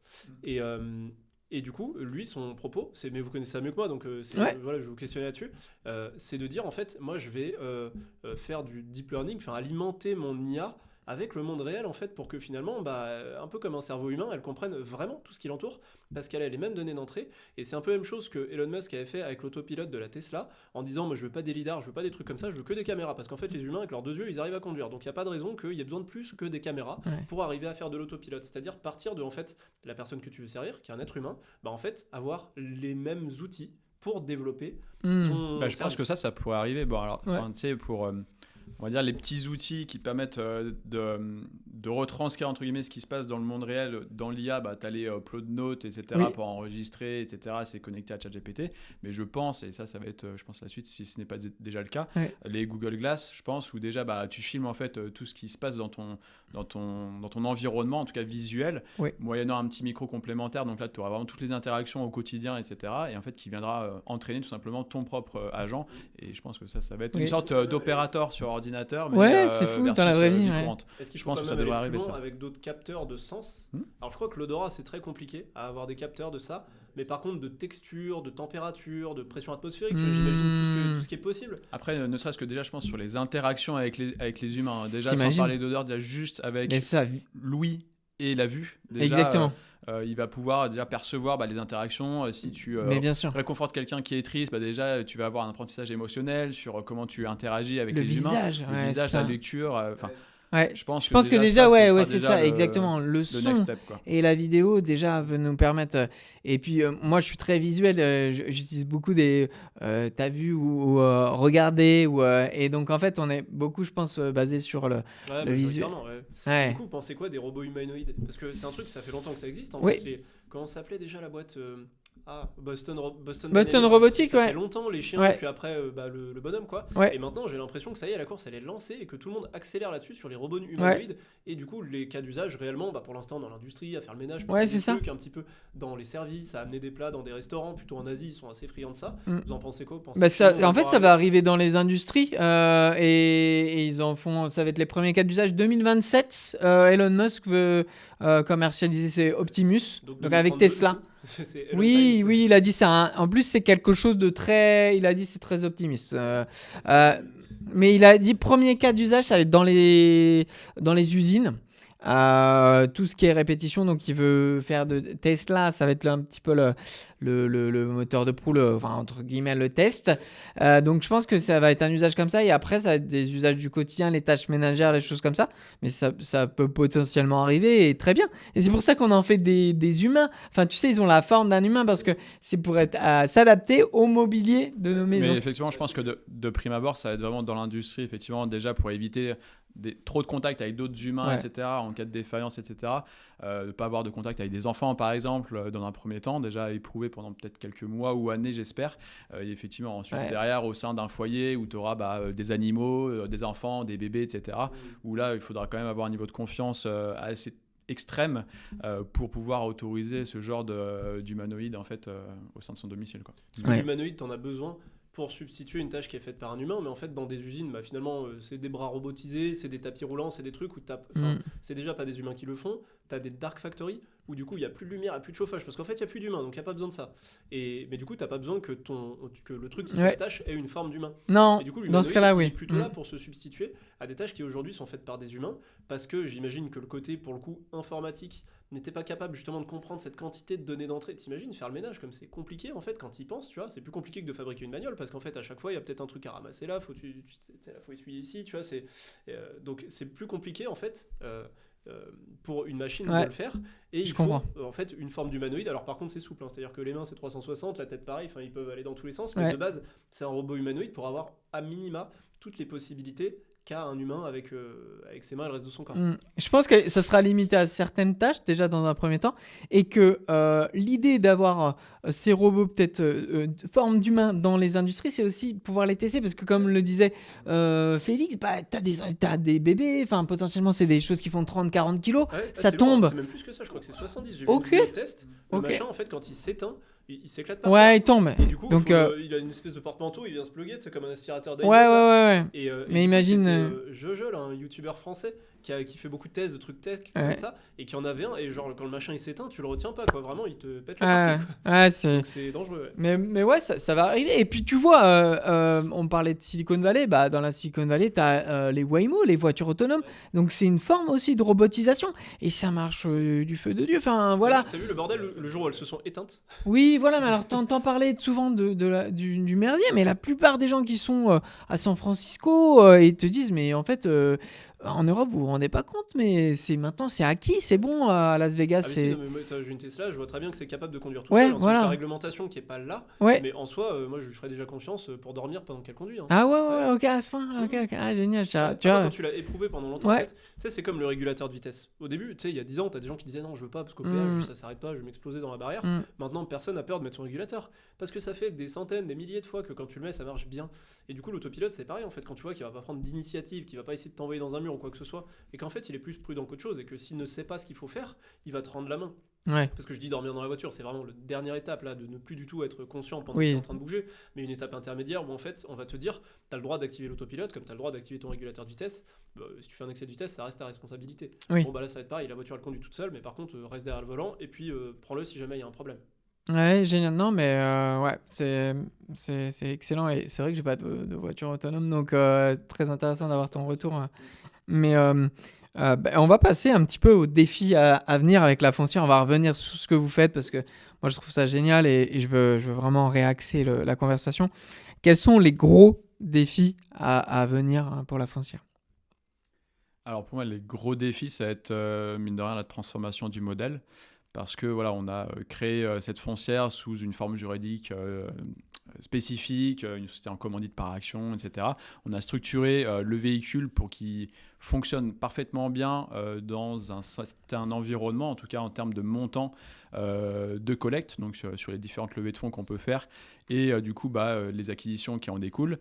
Mais en fait, si on veut vraiment passer au step supérieur, on s'est rendu compte qu'on n'aurait pas trop le choix que d'aller sur une autre forme juridique avec une autre organisation pour arriver tout simplement à scaler et à aller sur du coup des niveaux de collecte annuels à plusieurs dizaines de millions d'euros, ce qui aujourd'hui ne sont pas possibles en fait avec le modèle qu'on a constitué jusqu'alors. Donc là, on est vraiment sur cette phase de réflexion, de pivotement sur le modèle et essayer d'arriver sur quelque chose sur une autre échelle, encore plus institutionnalisée, avec des acteurs du marché qu'on est en train d'auditer pour voir sous quel format est-ce qu'on pourrait développer le modèle pour se déplafonner encore plus sur ce qu'on a pu faire déjà jusqu'alors.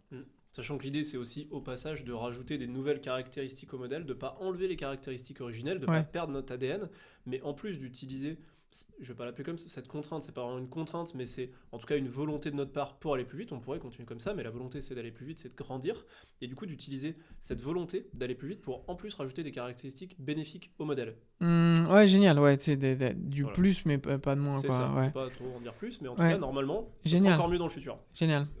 Et je trouve ça génial parce que en fait, vous travaillez sur votre modèle plutôt que d'aller vers les objets brillants, enfin, qui sont le point des fois de défocalisation des gens, des entrepreneurs. C'est-à-dire dès qu'il y a un objet brillant ou une nouvelle. Et donc non, vous gardez et c'est le plus et l'ami de l'évolution plutôt que de la nouveauté. Donc et puis c'est aussi le fondamental, tu vois, pour aller dans ton sens. Le fondamental du métier, enfin depuis ça fait 12 ans que j'ai fait mon premier investissement, ça a toujours été la même chose. Tu trouves un bien, tu signes un compromis, tu vas à la banque pour le financer, tu l'achètes, tu mets un locataire. Et le locataire paye ton crédit.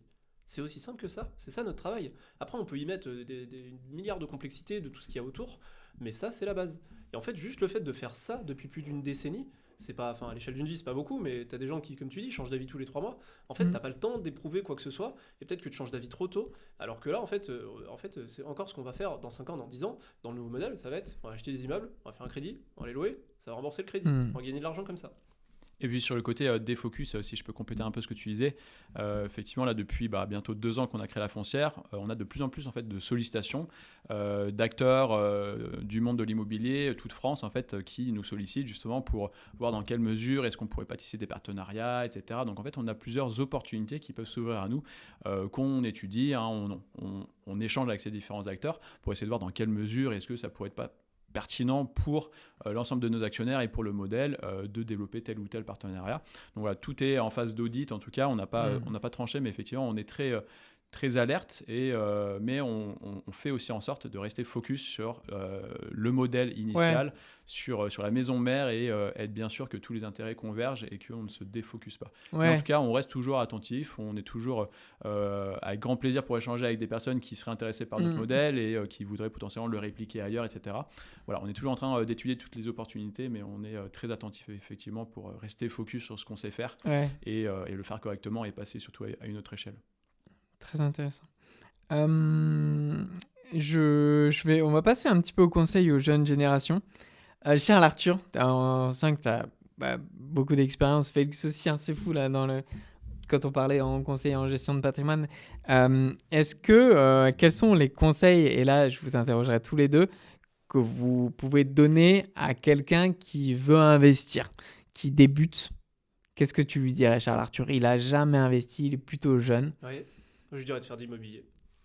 Parce qu'en fait, quand tu es jeune, généralement, tu l'as pas dit, mais on va dire que par définition, tu n'as pas beaucoup d'argent.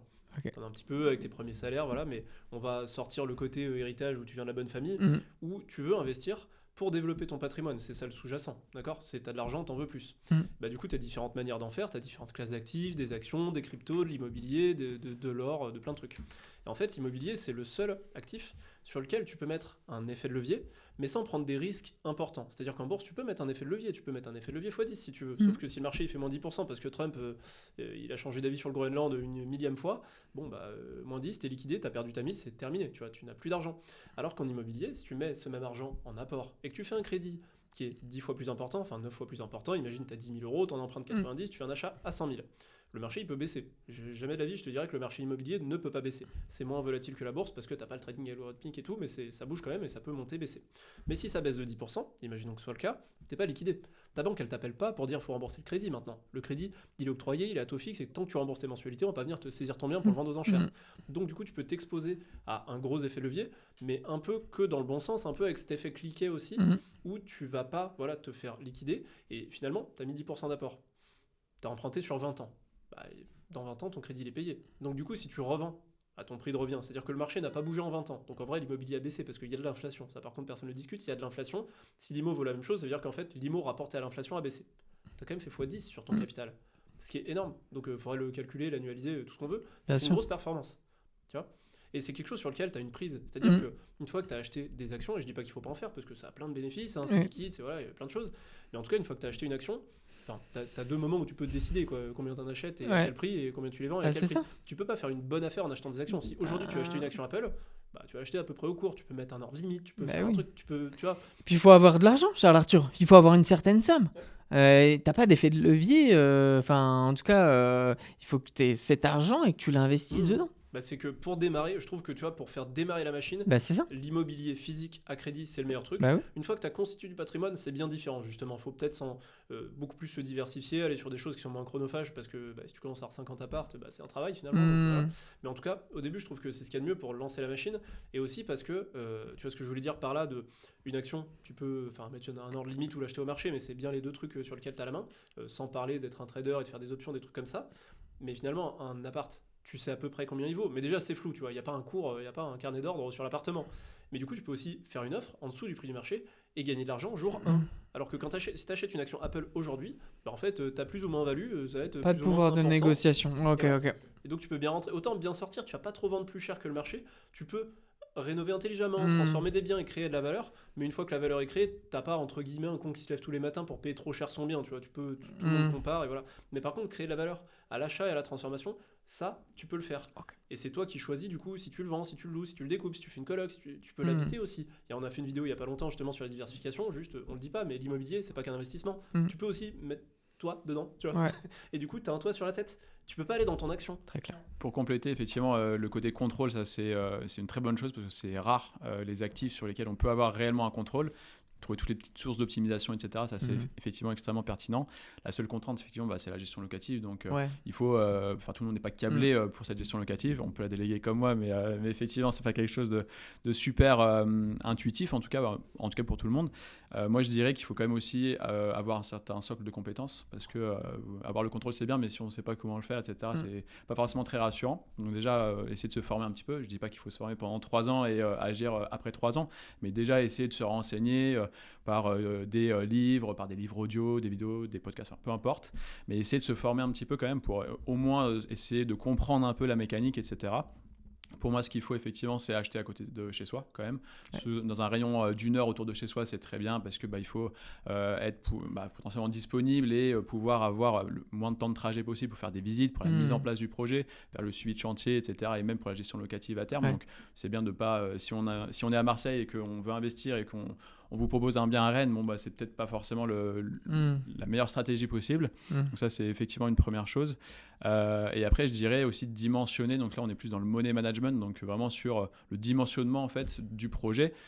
Si on n'a jamais acheté d'immobilier, faut peut-être pas partir sur un immeuble de 15 lots, etc. Parce que forcément, la taille va avec la taille des risques et des emmerdements potentiels. Donc, il faut plutôt aller commencer par un studio, un T2 ou un T3, quelque chose avec un montant modéré, mais cohérent avec une première marche. En fait, si on débute, faut commencer par une petite marche, au moins pour comprendre, démystifier un peu le processus d'investissement, voir un peu qu'est-ce que ça fait de passer chez un notaire, de faire une demande de financement, etc.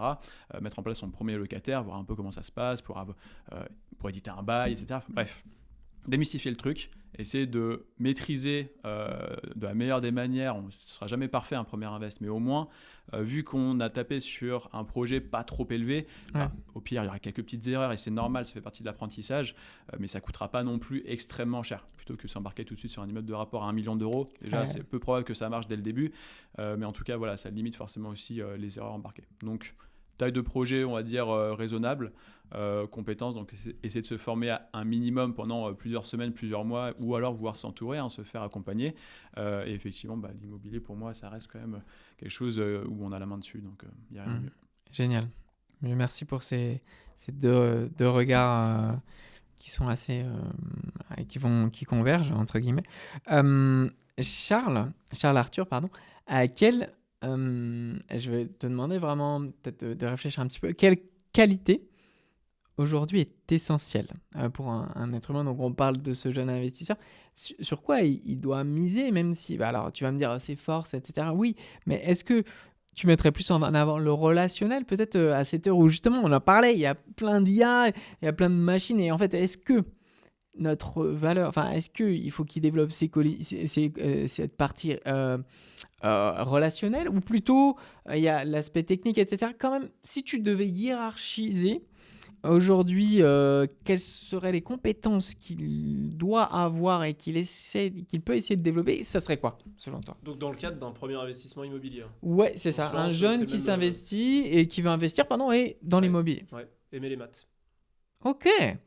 Parce qu'en fait, l'investissement, c'est de l'argent. L'argent, ça s'exprime sous forme de chiffres. Okay, et le résultat s'exprime sous forme de chiffres aussi.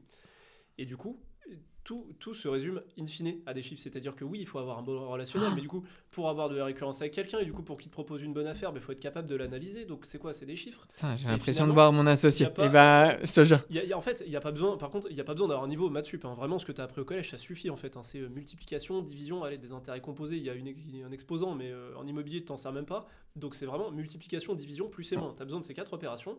Tu as besoin d'Excel et de ton cerveau, et pas que de Claude, tu vois, pour comprendre le sous-jacent, comprendre comment ça fonctionne, être sûr de ne rien oublier, parce que par contre, aux antipodes, tu as des gens qui peuvent être un peu, tu vois, beaucoup plus bourrins dans l'approche et aller faire des affaires et d'être très, très bons commerçants, tu vois, mais ils vont retomber sur leurs pieds, parce qu'ils vont bien acheter, mais par contre, tu n'as pas ce côté optimisation, alors que je trouve que si tu as les chiffres, parce que là, tu me demandes une seule qualité, je suis obligé de choisir, sinon je te fais un package et puis il y a tout, mais s'il n'y a qu'un seul truc, en fait, si tu as ça, tu auras un garde-fou. C'est-à-dire que même si tu n'es pas le meilleur humainement, même si tu n'es pas le meilleur sur d'autres sujets, finalement, si tu ramènes tout en termes de chiffres, finalement, tu vas pas faire de mauvaises affaires. Parce que tu vas être capable d'analyser le fait que, oui, on te propose moins d'affaires parce que tu as peut-être moins bien connecté avec les gens et ainsi de suite, mais parmi celles qu'on te propose, en tout cas, tu vas être capable de les analyser froidement et de pas prendre du coup le côté émotionnel, ou si je te prends l'extrême opposé, du gars qui est vachement commerçant, qui va chez les gens, la première fois qu'on va lui proposer du off-market, tu vas dire, putain, trop bien, j'achète. Alors qu'en fait, le off-market, c'est juste, généralement, tu es le premier à dire non, puis après, ça va sur le bon coin, et voilà. Il y a de très bonnes choses à faire en off-market, et c'est là qu'on fait la majorité des affaires, nous, mais c'est aussi là où on refuse beaucoup de choses qui nous sont proposées. Donc c'est en ça où, pour moi, c'est peut-être réducteur, c'est ma personnalité. Non, je pense que première chose, les chiffres. Génial. Et tu m'as épaté dans ta réponse, et c'est vrai que c'est là où je vois que je suis complémentaire avec Jonathan, qui est mon associé, où moi, en tout cas, j'essaie de développer ce relationnel, parce que tu vois, je suis conscient que déjà, j'essaie de faire des vidéos, etc. Et donc, je me force pas forcément à me mettre en avant, mais j'essaie de parler avec les mains, d'être un petit peu, de capter l'attention comme ça. Parce que je trouve que c'est une compétence qui est chouette, et si derrière en plus tu as les connaissances, c'est génial parce que tu peux délivrer les messages. Mais sur les chiffres, en fait, tu as 100% raison. Pour moi, c'est la base de l'investissement, quoi. C'est se dire, est-ce que c'est rentable ou pas? Et j'adore ta manière de fonctionner où tu l'as dit, moi, l'IMO, qu'est-ce que je fais depuis 12 ans? C'est d'acheter, de trouver de trouver un prêt, et le locataire rembourse mon prêt, quoi. Et en fait, il y a une vraie logique bon paysan, ou en tout cas bon sens paysan, pardon, dans ta manière de fonctionner. Et c'est génial d'avoir des gens un peu terre à terre au moment où tout part un petit peu. Et toi, Félix, quelles seraient les qualités justement d'un jeune investisseur? Qu'est-ce qu'il devrait avoir là aujourd'hui? C'est vrai que Charles Arthur est très cartésien, très chiffre, donc ça, je ne suis pas du tout étonné de sa réponse. Moi, je dirais un peu quelque chose qui pourrait compléter un peu. Comme ça, si les gens ont les deux, je pense que ça pourrait bien matcher. Savoir s'entourer. Donc là, pour le coup, je rejoins un peu plus le côté relationnel, juste essayer d'avoir une sensibilité à l'humain, essayer de détecter des opportunités ou on va dire, avoir le feeling, tu vois, trouver le bon partenaire, parce que mine de rien, l'immobilier, je trouve que ça reste quand même, tu es un peu le chef d'orchestre, mine de rien, tu es porteur du projet, oui, tu maîtrises tes chiffres, mais derrière, tu vas rien faire seul, quoi. Tu as besoin d'un notaire qui est bon, compétent, avec qui tu t'entends bien, c'est ton partenaire. Tu as ton banquier qui, pareil, doit comprendre ton projet, etc., pour te financer. Si il n'est pas là, tu fais rien. L'agent immobilier qui va te trouver l'opération, le maître d'œuvre ou les artisans, etc., qui vont réaliser le chantier, et même le choix du locataire. Donc en fait, si tu n'as pas, en fait, entre guillemets, un bon flair pour t'entourer des bonnes personnes, donc en fait constituer ton équipe de foot, hein, c'est un peu ça, en fait tu iras potentiellement beaucoup moins loin et potentiellement aussi tu pourras faire plus d'erreurs. Bien s'entourer de gens compétents avec qui sont tournés vers toi, vers ton projet, qui comprennent et qui vont aussi te permettre de faire des bons choix potentiellement. Nous, le nombre de fois où on s'appuie sur notre notaire pour déceler des choses, et parce qu'il a il a une expertise de son métier qui nous enrichit aussi, qui nous permet aussi de voir des choses qu'on n'a pas forcément vues. Je pense que c'est extrêmement important de s'entourer des bonnes personnes, et ça fait partie d'une compétence complémentaire. Donc je pense que si on maîtrise les chiffres et qu'on sait s'entourer, vraiment tout roule. On va passer à une partie qui va être les quiz rapides, et dans cette petite quiz rapide, on va à tour de rôle, Charles, Félix vont répondre. On va être assez bref. Donc, je vous donne 2 choix et vous répondez. Des fois, c'est des choix cornéliens, on doit statuer. Je commence avec toi, Charles Arthur. Travail en équipe ou travail solo? Donc, je dois en choisir un des deux. Exactement. C'est quoi travail? C'est ce que tu fais au quotidien, tes investissements. En équipe, alors. Ok. Félix, gros projet long terme ou petit projet en nombre? Gros projet long terme. Ok. Humain avec IA ou humain sans IA pour un même résultat? Pour l'instant, je ne perçois pas de différence. Ok. Donc tu vas dire humain sans IA. Ouais, c'est ça. En fait, l'humain avec IA, pour l'instant, je perçois pas de... On va passer du temps ensemble. Dis bien à 100 000 euros ou un bien à 1 million? Dis bien à 100 000 euros. Ok. Gagner du temps, gagner de l'argent? Du temps. Tu peux pas l'épargner. L'argent, tu peux l'épargner. Eh oui. Oxmo Puccino, ceux qui disent le temps c'est de l'argent sont dans l'erreur. Si on met les euros de côté, pas les heures. C'est ce qui nous restera. Formation dans les bouquins ou formation terrain? Formation terrain. Ok. Data et chiffres ou instinct et expérience? Je te laisse répondre. J'adore. Même celle d'avant pouvait aussi te correspondre sur la formation dans les bouquins ou formation terrain. Croissance rapide ou croissance maîtrisée? Croissance maîtrisée. Ok. Déléguer ou gérer soi-même? Déléguer. Rénovation complète ou bien prêt à louer? Bien prêt à louer. Ok. Centre-ville ou périphérie? Plutôt centre-ville. Ok. Location courte durée, location longue durée? Location longue durée. Ok. Résidence ou commerce? Résidence. Résidentiel, pardon, commerce. Résidentiel, ouais, résidentiel, d'accord. Financement bancaire ou fonds propres? Financement bancaire. Ok. Spécialisation ou diversification? Spécialisation. Réseautage ou prospection en ligne? Réseautage. Ok, génial. Et la dernière, elle est pour tous les deux. Donc vous allez voir, c'est aimer ou être aimé? Ouais, bonne... Alors là, tu vois, autant les premières, elles étaient fluides. Oui, parce que là, c'est de aimer ou être aimé. Donc là, on est dans le cadre du travail. Non, on est dans le cadre de la vie. De la vie? C'est de la vie en général? Ouais, c'est ça. Donc, de créer ce petit moment de blanc, ouais, c'est vraiment, est-ce qu'on préfère aimer ou être aimé? Ouais, ça, c'est 2 mots. Ouais. Moi, je dirais aimer plus qu'être aimé, ouais. D'accord. C'est pas simple, je vais faire une réponse de Normand. Aimer, c'est quelque chose que tu peux maîtriser, mais être aimé, je trouve que ça donne des ailes quand même et ça va te permettre de te dépasser au quotidien. Ok, super. Très intéressant. Et ben merci infiniment pour votre temps, Merci à Charles toi. Arthur et Félix. Merci à toi. Incroyable. Où est-ce qu'on peut vous retrouver? Là, voilà, il y a des gens qui ont accroché sur ce que vous faites, votre manière de réfléchir et qui veulent en savoir plus sur la foncière Orion. Moi, je vais quand même expliquer que vous avez une chaîne YouTube qui est vraiment géniale, où on va apprendre des choses, où on vous voit faire des vidéos de qualité dans ces podcasts. Et vous êtes présent sur Instagram.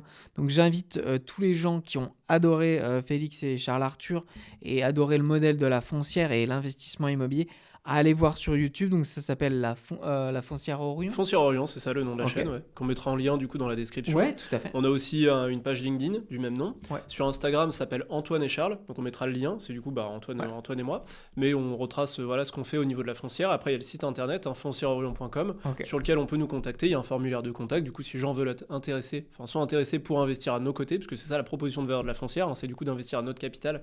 Et nous, on fait le travail du coup de mettre au travail ce capital pour qu'il fructifie et qu'il grandisse. Donc là, il y a une vidéo qui explique tout sur notre chaîne YouTube. C'est la toute première vidéo. Et ensuite, vous pouvez Génial. nous contacter. C'est généralement Félix que vous aurez au téléphone. C'est pas un closer qui va Ouais, vous tout à parler. fait. C'est moi que vous aurez en direct pour répondre à toutes vos questions. Si vous avez des interrogations sur notre modèle, avec grand plaisir pour échanger avec vous. Ok, génial.